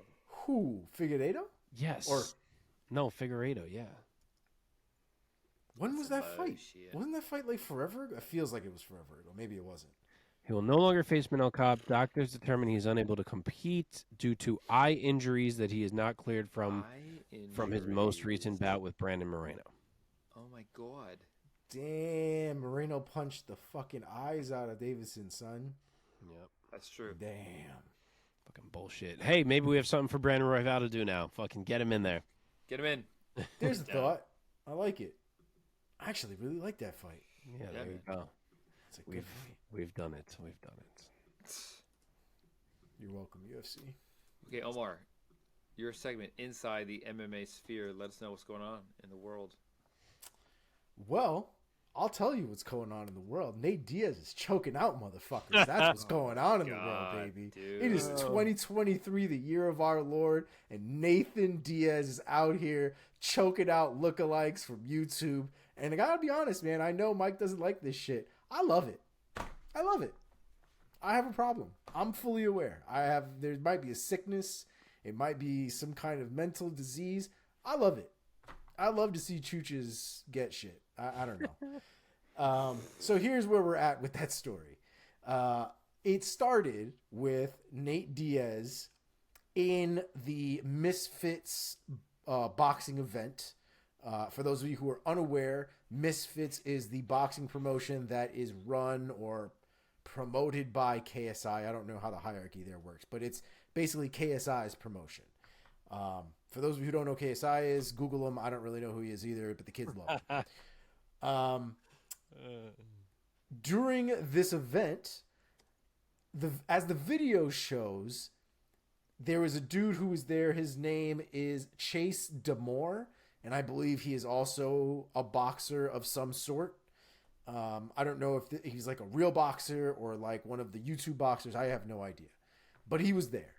And apparently he was talking wild shit to somebody in the ring, which I'm going to go ahead and make a really valid assumption that it was one of Nate Diaz's boys or one of the guys Nate Diaz was there to see and root on or whatever. And so Nate Diaz, as Nate Diaz does, turns around, looks at Damore, decides to pick up his own water bottle, and quite brilliantly chucks it at Damore's face, and it lands flush. Let me just say, Nate Diaz is the Guinness World Record holder for lifetime water bottles thrown. The man is never not throwing a water bottle at someone. Bro, but this one landed flush. This might be the first one that's actually cracked somebody in the face. And to be fair, they were, I mean, if you remember the Nate Diaz or the Diaz in general scuffle with McGregor when they were throwing monster cans and shit at each other, they were like throwing shit across an arena.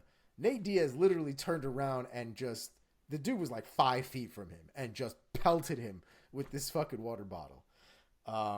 That created, as you would imagine, an uproar in the event.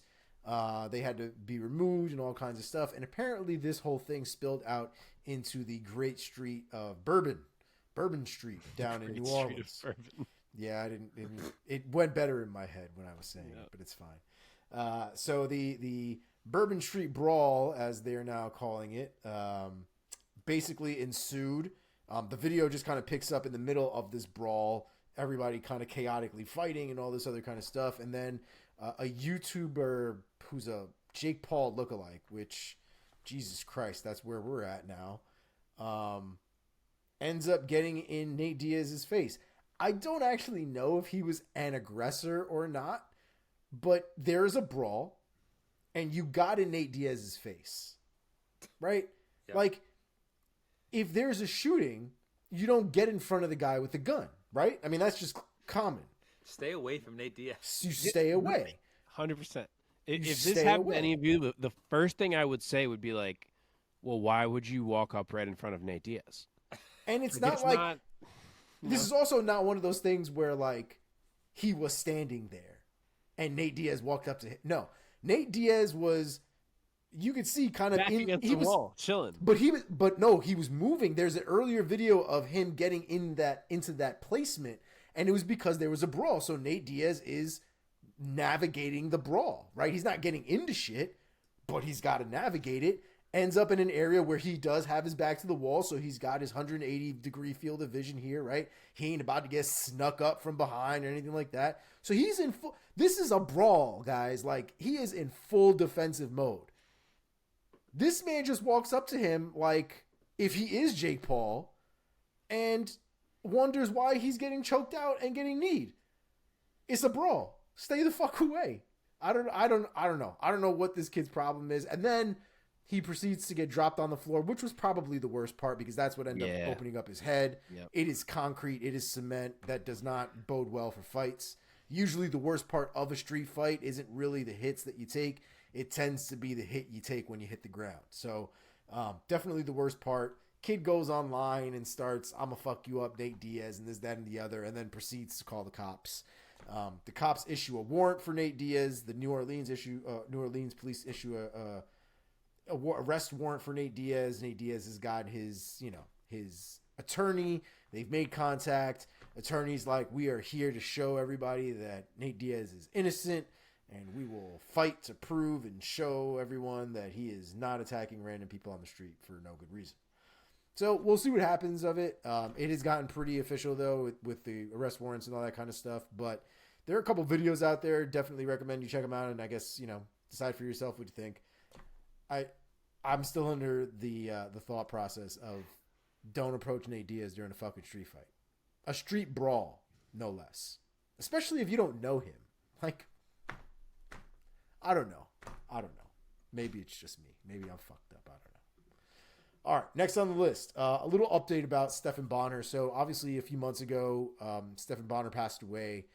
There have been a lot of sketchy things leading up to that point, behaviors that he had and addictions that he had talked about, dealing with opiates and prescriptions and things like that, and constantly dealing with other medical issues, I think, as a result of it, or maybe as a result of the withdrawal from a lot of that stuff, because they weren't really prescribing him things anymore, because I think there was a bit of an abuse factor potentially in there. But anyway, it did come out in minor detail, because there are privacy laws when it comes to these things. But the Clark County in Nevada, the coroner's office, has ruled Bonnar's death accidental from fentanyl, parafluorofentanyl, and midazolam intoxication. Basically, a lot of fentanyl. The mitragonin, I think, is a byproduct of the like the metabolite, basically, of fentanyl. So, like we said, he's had some abuse issues in the past when it came to opiates. My guess is, like many people in the United States right now, when you can't get your Vicodin or your legal prescriptions, you tend to turn to other things, other opiates that are available on the street that are not legal, and frankly, especially nowadays in like the last 10 years or so, have been cut with the shit that'll kill you. So it is unfortunate. Another one of these, people, just like every other cold-blooded American, unfortunately, that runs through these issues of injury into prescriptions, and then not getting help with the prescriptions, and then turning to illicit drugs for this kind of stuff, and then being laced. It's just another one of those stories, and unfortunately, Stephan Bonnar ran into it. So that update really sucked. Next, we really just have a ton of fight announcements. I didn't want to put too much in here because we do have some things to cover for this upcoming weekend, but we have a real myriad of fight announcements, so we're going to jump right into it.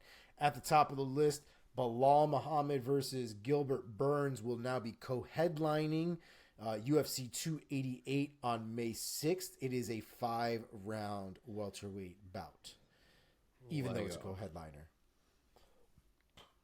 Next on the list, we have a couple of fight announcements for June 3rd. This is a fight going on in Vegas.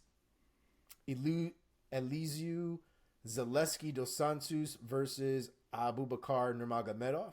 Wow, that suspension is over already? Unless it got shortened? From who? From Zaleski. He popped for something. Yeah. And I feel like it wasn't all that long. I feel like I remember hearing it was like a 2-year suspension. I don't think it's been 2 years since this man has fought, has it? I don't know, maybe. No. Yeah. When is this fight? June 3rd. I think it got shortened.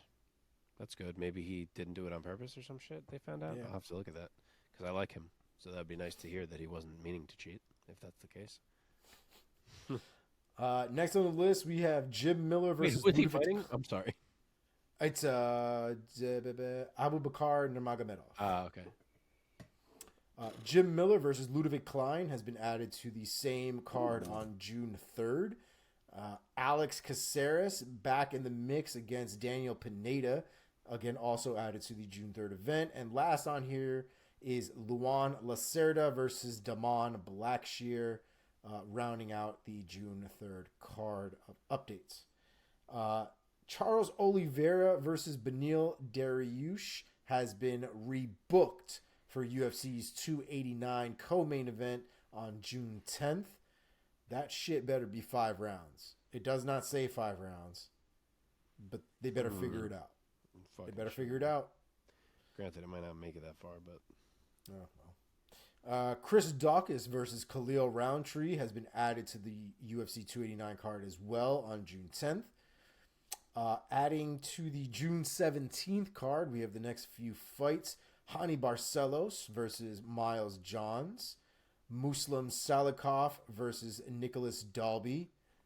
Marvin Vittori versus Jared Cannonier. Yes. And Modestas Bukauskis versus Zach Paugua. Huh. Mm-hmm. Moving right along, we got a couple of updates here for the June 24th card in Jacksonville. Tabitha Ricci versus Jillian Robertson has been added, along with Punahele Soriano versus Cedricus Dumas. What was the one you said before Puna? Tabitha Ricci versus Jillian Robertson. Oh, wow. It's a good fight. I like That's a great fight. Yeah. Next on the list here, a couple of announcements for July 1st. Ariane Lipski. Ariane? Yep. Ariane Lipski versus Melissa Gatto, added to the July 1st card. Joe Anderson Brito versus Hussein Askabov, also added to the July 1st card. And rounding this off, Sean Strickland versus Abus Magomedov. That is kind of a crazy fight. Yeah, so remember I said that when that got booked, I was texting you guys, and I was like, wow, I wonder if it was something like no one wanted to fight him because, like, it sounds like he really got skyrocketed up. And I heard Dana say that that's exactly what it was, that they couldn't get anyone to fight him. And That's I guess so Sean crazy. Strickland said, sign me up. Yeah. That's so crazy. Okay, continuing right along, a few updates about International Fight Week's July 8th card, UFC 290. We have Sean Brady versus Jack Della Maddalena added to that card. That is fucking fireworks. Jalen Turner versus Dan Hooker, also fireworks. That is going down at lightweight, so Dan Hooker staying up at lightweight at 155. Robbie Lawler versus Nico Price, added to UFC's 290. And rounding that off, Robert Whitaker versus Dricus Duplessis, adding themselves to 290. Dricus looking for that title shot hard. And this is it. If he wins against Robert Whitaker, he has to get the next title shot, I would imagine. So Dana said, which shocked me, that the winner of this fight will be Izzy's next opponent. And he didn't just say if it's Dricus. So Robert's going to get chance number 3 if he wins this fight, it sounds like, which is but you not also something can't coming.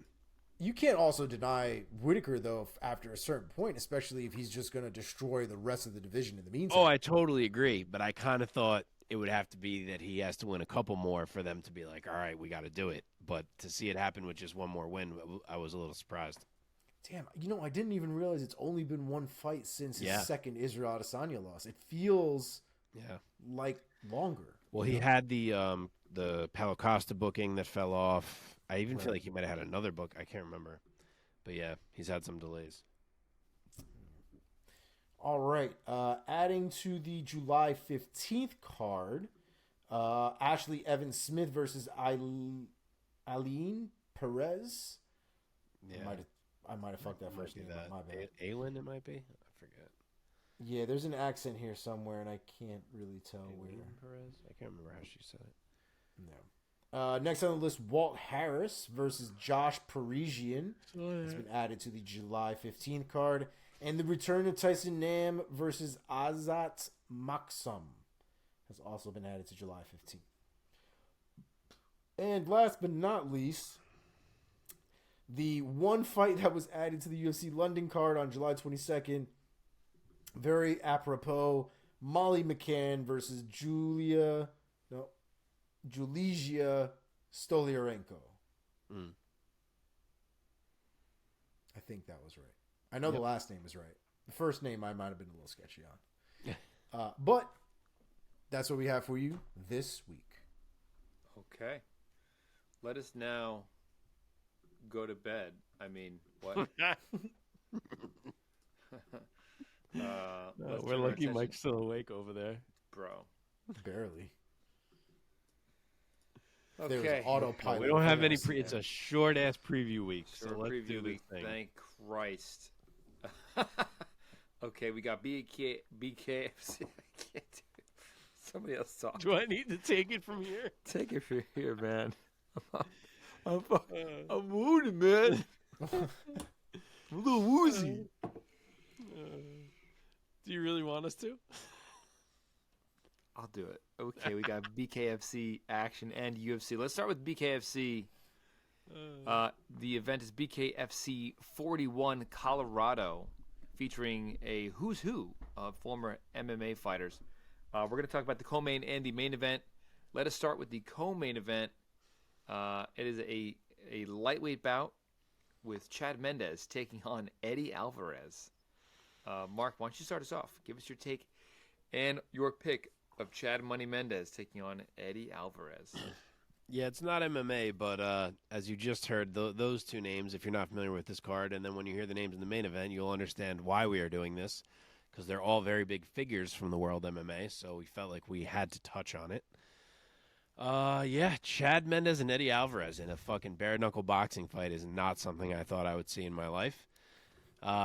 Eddie is going to have a 3-inch height and 3-inch reach advantage. Hasn't fought in a minute. He had his little deal out in one. Took him a bit to kind of get out of that contract. We didn't know where he'd end up. We kind of thought it'd be in the MMA world. He fucking lands in BKFC.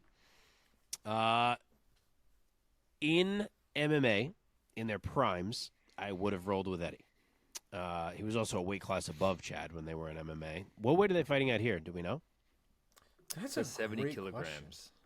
The fuck is 70 kilograms? I don't fucking know. People That in sounds Europe like listening and 155. judging us so hard. 154. Yeah, Okay. it's 155. So Lightweight. yeah, I was gonna say because I couldn't imagine Eddie getting lower than that, but I guess Chad is a little bigger these days. Oh, So yeah, a little. in their A little bigger. in their primes in MMA, I would have rolled with Eddie.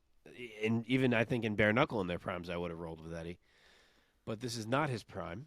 And Chad Mendes, as we just briefly alluded to, looks as though he is on an entire store full of supplements. He seems to be way faster and hit way harder than he has any right to be doing. So as much as I think Eddie's actually the more skilled striker of the two and kind of the bigger dog of the two in a fight that gets ugly, I just don't get the vibe that it's going to matter here because of the physical force that current Chad Mendes appears to be and that he's looked so far in BKFC, just fucking murdering people. So I will go with Chad Mendes, sadly, because I love Eddie. Okay. Omar, your turn. Real quick, Mark, where do you get your odds from? Because I am stupid curious where these odds are for both fights. So I get them usually from bestfightodds.com, which lists odds from like a bunch of different sites. I don't know if they have BKFC on there, so let's see if they do. No, it's just straight MMA. Let's see if I can find it. BKFC betting odds. Eddie Alvarez chat. That is motherfucking bullshit. Here we go. Is this? Yep. Wait. I fucking clicked the wrong thing. Yeah. The thing is, I don't know. I found a couple different sites for odds. I just didn't know which ones were legit. Wait. Oh no, that's fucking not it either. What's happening? Wow, it's really tight. I'm surprised. Chad Mendes Right? minus 140, Eddie Alvarez plus 120. Yeah. I'm very surprised. I'm even more surprised for the next fight as well, a little bit, to be honest. But as far as the Eddie Alvarez-Chad Mendes fight, Chad Mendes couldn't pass a smell test if you told him how right now. Okay? I don't... As I was about to say it, I actually couldn't even complete the sentence. I have no idea if he's juicing or not. But what I can tell you is the technique that man shows on video, the power that man shows on video, and the accuracy, God help anyone, and I mean anyone, that steps in front of that man to fight him. If this was a fight about just straight up tenacity and what BKFC usually requires, right? That doggedness, that like street fight kind of mentality, I absolutely would have been going with Eddie Alvarez. But Chad Mendes' big kink right now in his game in BKFC is his cardio. And the only reason it's an issue is because Chad Mendes throws 100% in everything that he's firing in there.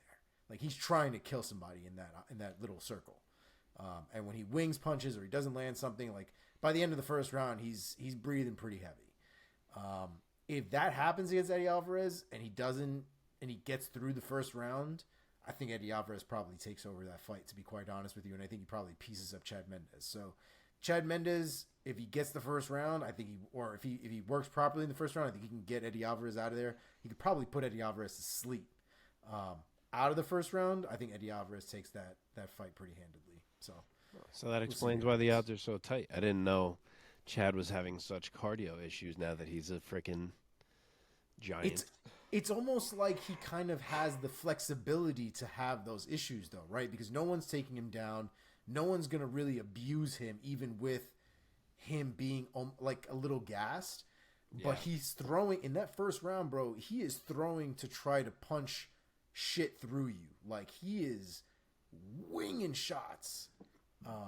And again, if he doesn't land everything, even if he does, he's still going to get a little tired. But if he doesn't land stuff, the whiffing shots take shit out of him. And we've seen it. Even in his last fight, he smoked that dude. But he was he looked like he was exhausted by the end of that fight because he was hitting so hard. All right. I'm taking Chad Mendes round 1 knockout. That's it. I take Juice Mendes any day of the week. Let's go. Okay, main event, we have a quirky matchup, to say the least. Where is it here? Happening at light heavyweight. Mike Perry, former UFC welterweight, taking on former UFC middleweight champion Luke Rockhold. Omar, why don't you start us off? Give us your take and your pick. You want the odds on this one before you go? Please. Perry minus 190, Rockhold plus 160. Wow. Yeah, I can see that. Because you got to break it down two different ways. That's about what right? I expected. It's about what I expected, because Luke Rockhold is basically entering a fucking cooking competition with none of the things he uses to cook. He has nothing. He's got a fucking fork, a knife, and a rolling pin, and that's like literally it. Please cook your most gourmet dish ever. Okay. Nothing, right? He can't kick, which is literally how he spent an entire career winning. He can't grapple, which is also how he spent the other half of his career winning. He can only box, which he has spent none of his career doing properly. So, and at that, he has to bare knuckle box, which is a totally different thing than boxing with gloves on, because he does have to worry about breaking his hands. He has to punch a certain way. And there's going to come a point where even when you do punch a certain way, after the first round or two, your hands are going to look like they're going to look like balloons. And it's going to suck to use them. And you can see in every bare knuckle fight that there is, it gets progressively more difficult to stay in the fight, and from both ends, because everyone's absorbing damage in that fight on their hands. And you just can't really use them the same way as the fight progresses. Mike Perry is the dude that's like, I don't give a fuck. And in kind of the best way necessary for BKFC, which is why I'm assuming Mike Perry is giving up a good amount of height here. I'm assuming Mike Perry is giving up a good amount of weight here. I'm assuming Mike Perry is giving up a good amount of length here. And I don't think it's really going to matter, because this is Mike Perry's domain, man. Like, he knows how to make these fights nasty. He knows how to make these fights non-technical. He knows how to fight in BKFC. And I think I don't think Luke Rockhold is prepared to take it to the streets. I know he's nasty. I know he's a dog.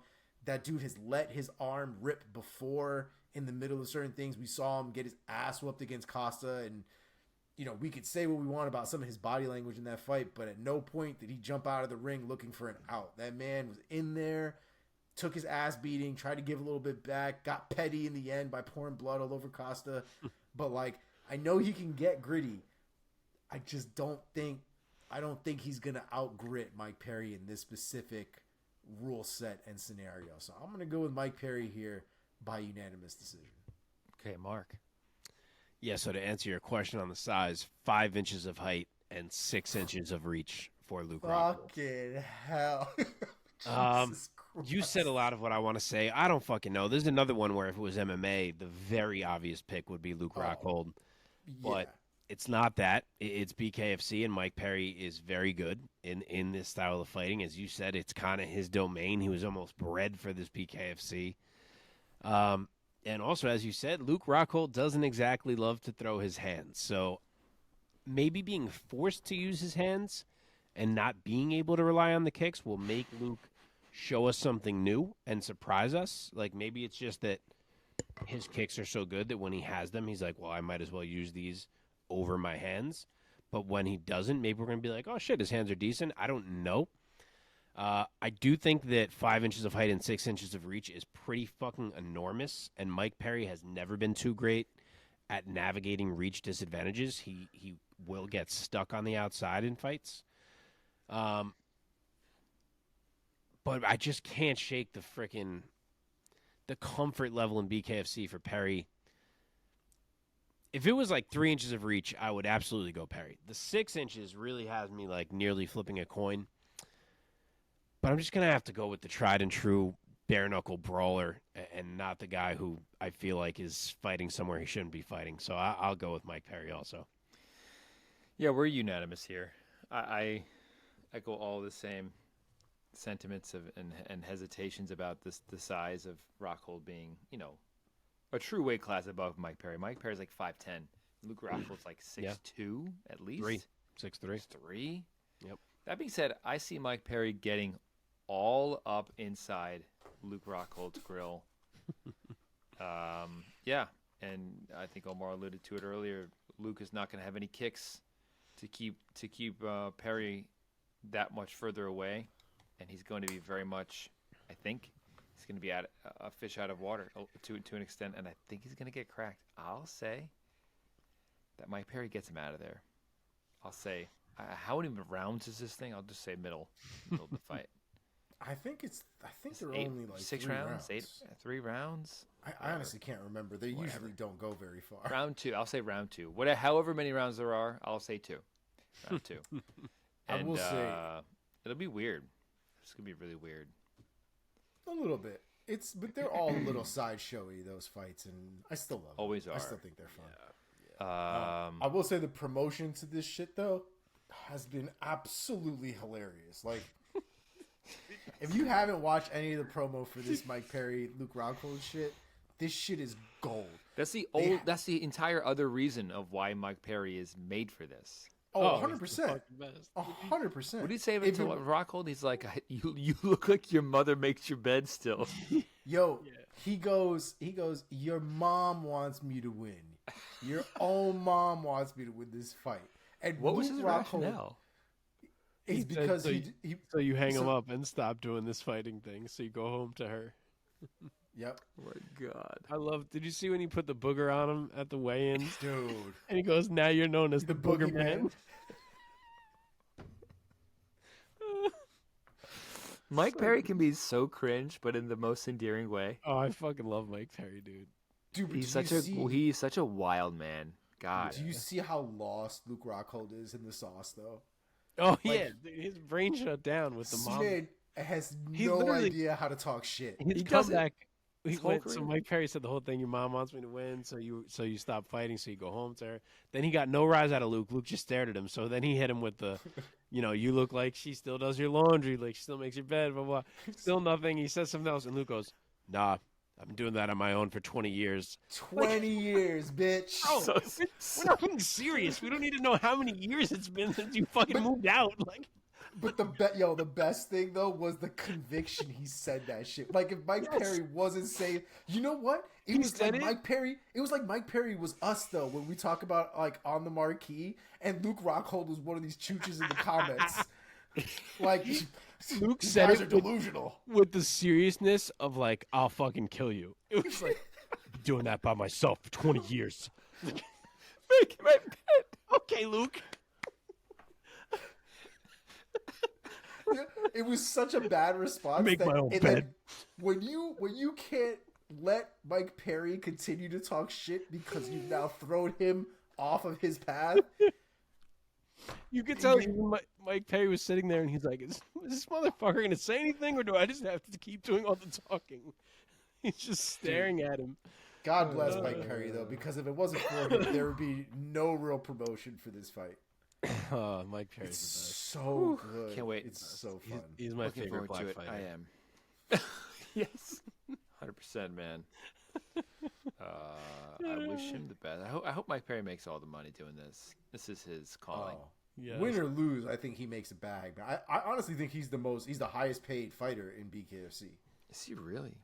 I would imagine so. No one brings in eyes. No one I even think knows who's in BKFC but fucking Mike Perry. Well, there are 3 former UFC champions on this card. No, on this card. But Mike Perry is BKFC. 3? Mike Perry's 2. been in BKFC. Chad was an interim, wasn't he? Yep. Did he fight for an interim or was he an interim? He might have I fought don't think for an Chad interim, ever got a belt, dude. No, I don't think so. I think it was a vacant interim when he fought Connor. I don't think he had it already. Oh, okay. Yeah, it was vacant because it was supposed to be Aldo. Yeah. No, he never had a belt. All right. Yeah. Okay, let's move on.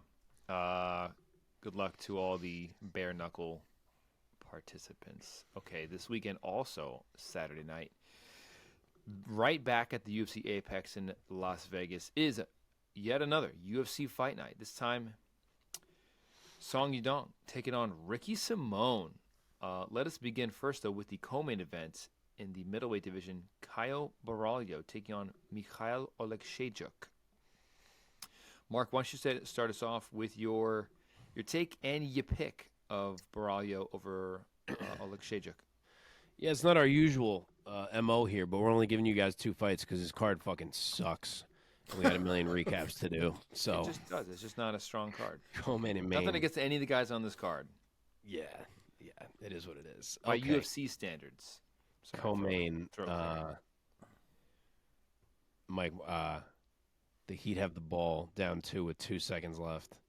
So curious to see if they managed to win this, and that's who we play. Anyway, MMA podcast. Caio Borralho is a large favorite. He is minus 370. Mikhail Oleksiejczuk is plus 275. They tied it. It's going into overtime. I'm fucking this whole podcast up. Can't help it. Oh, wow. Who hit the shot? Jimmy Butler, of course. It was Jimmy Butler. Okay. Anyway, great preview. Yeah. I like Mikhail Oleksiejczuk. Sorry, it's a big night for the Knicks. It is. Yeah, I like Oleksiejczuk. You guys know that. His hands are nasty. I think this is a tough matchup. Caio has looked really comfortable in striking exchanges for a guy whose go-to skill is not the striking. He's done perfectly fine there, and we know what his ground game is like.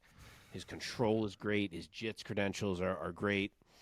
It's easier said than done, but I think if he can avoid a huge shot in this fight, I think he'll be all right. And he's pretty good from range with his kicks. He kind of stays away until he wants to close the range, and then he's able to, presses you up against the cage. I just think he has the right skill set to win this fight. Oleksiejczuk is absolutely live. Part of the reason I love him is because of how well he can dig short shots. Like when someone tries to clinch or crowd the space, he'll come through with like a tight uppercut, things like that. He's dangerous in kind of all these moments, but I kind of think that Borralho is just a tough matchup for him, a little too well-rounded, and I will say it goes his way. So I'll say UD for Caio. Omar. Caio to me looks like the Johnny Cage of Brazil. Like the man is, and matter of fact, I'm gonna send you guys this picture real quick. I should probably add this picture to the podcast so people know what the fuck I'm talking about. But the man is a specimen. On top of the fact that he's got some physical prowess, he's also got actual credentials to back them up. Yeah, I see his performances have looked great. His last 2, I think, have been the toughest that he's had to compete with. They've led him both to decision. He's had to really work through them. Like Mark was saying, I think he's had to show how comfortable he is on his feet, even though that might not really be his bread and butter. But I think what's really going to come down, what it's going to come down to, I think in the end is going to be the ground game. And I think Oleksiejczuk has shown some vulnerability to the ground. And I think with a specialist like Caio, I think it's going to be a problem, and I think it's going to get exposed yet again. Oleksiejczuk hasn't really beaten anybody that to me gives me that kind of confidence that he'll be able to stop Caio. And the performances from Caio, not necessarily the resume, but the performances themselves, give me the confidence that he should be able to style a little bit, especially when it comes to the ground and the jiu-jitsu game on Oleksiejczuk. So I'm going to go with Caio by second round submission. Wow.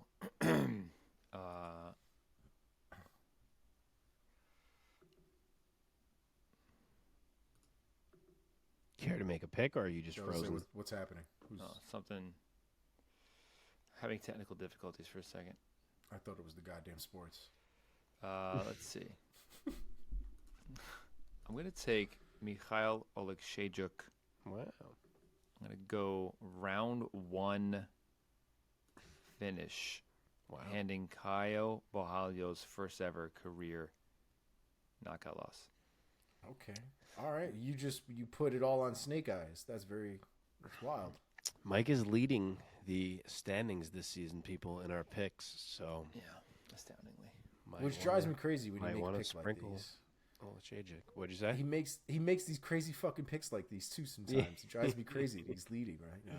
And like by a good margin too. Like he's got like fucking 7 wins over me. I don't know. I can't believe that. I can't believe it either. I honestly.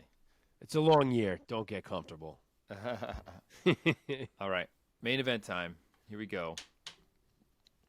UFC Fight Night. Song versus Simon. We have Yadong Song. Simone. Isn't it or Simone? Song Yadong. Simone? Yeah, Simone. It's Simone. My bad.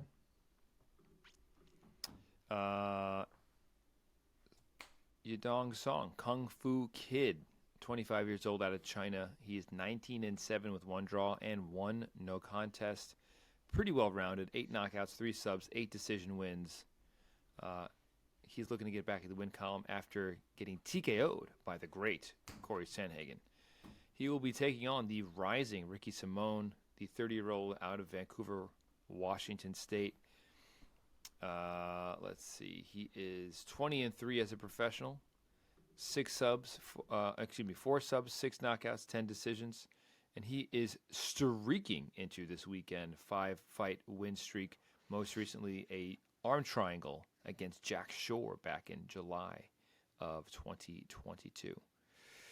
Mark, start us off. Give us the odds and your pick of Simone versus Song. The odds on Omar fighting his cat in the next 10 seconds are minus 5,000. This motherfucker is trying to pull on one of my doors, making like all the noise right now. I'm telling him to shut the fuck up. Man, I'm watching you. All right, really tight odds on this fight. Ricky Simone, barely a favorite, minus 120. Yadong Song, even money, plus 100. I can't believe that Simone's the favorite. Dude, this fight is crazy. I think those odds are it's literally coin toss in my eyes. Yes, so it's coin toss odds. That's how I see it. This is a great fight. I like that it's getting main event shine. That's pretty cool, despite the card being a little underwhelming. There are 2 inches of height on the Song side, but actually a 3-inch reach advantage for Ricky Simone, which is interesting. And yeah, it's a really, really hard fight to pick. Both guys do a lot of things well. Both guys are, I think, still improving at this point in their careers. I was really impressed by the Ricky Simone that we've seen in his last 2 fights. He looked unreal against Rafael Sunsao and Jack Shore. And his striking was on display in those fights too, which is, on the come up. That was the thing that wasn't on the level of the wrestling and the grappling. And now it seems like that has come up, which is going to make him a real factor. The one thing I think about in those fights, though, is that Yadong Song is probably about twice the athlete that either a Sunsao or Shore is. So I don't know how much of a factor that will be, and maybe we see Simone not having quite the level of success striking-wise that he was able to have in those fights against a dude who's probably much faster. Song is well-rounded as hell. We've seen him get up from under Cody Stamann, who's a big-time wrestler. We've seen him hang with Chito Vera. We even saw him hang with Corey Sandhagen in that fight for most of the fight, if not for the cut, which is when it kind of changed and went south for him. But I don't know. I may eat these words, but I think Ricky Simón is a guy who's been ready to break through for a very, very long time, and I think he finally does it here. He hung with Merab, let's not forget, and no one else has. So, not to mention, I kind of like the 5-round switch for Simón, and I don't know why, because Song has cardio too. But for some reason, 5 over 3, I'm liking Simón a little more. I feel like I just tend to go with the guy who wants to wrestle when it's a longer fight. But I'm going to roll with Ricky Simón. Competitive UD. I think he can mix it up enough, show us everything in his bag, strike well enough, win some big moments with the wrestling, and take a W. Okay, Omar. It's such a difficult fight, man, and this is one of those fights that I think you kind of have to break down in that moment, in that motion of how do you think these guys could win the fight, right? Like, what are their avenues to win the fight? And realistically, I think Ricky Simón, I don't think he's going to outstrike Song Yadong. I think he can hang with him. I think he can, compete on the feet with him, but I don't see him getting any kind of significant damage or finish just on the feet against Song.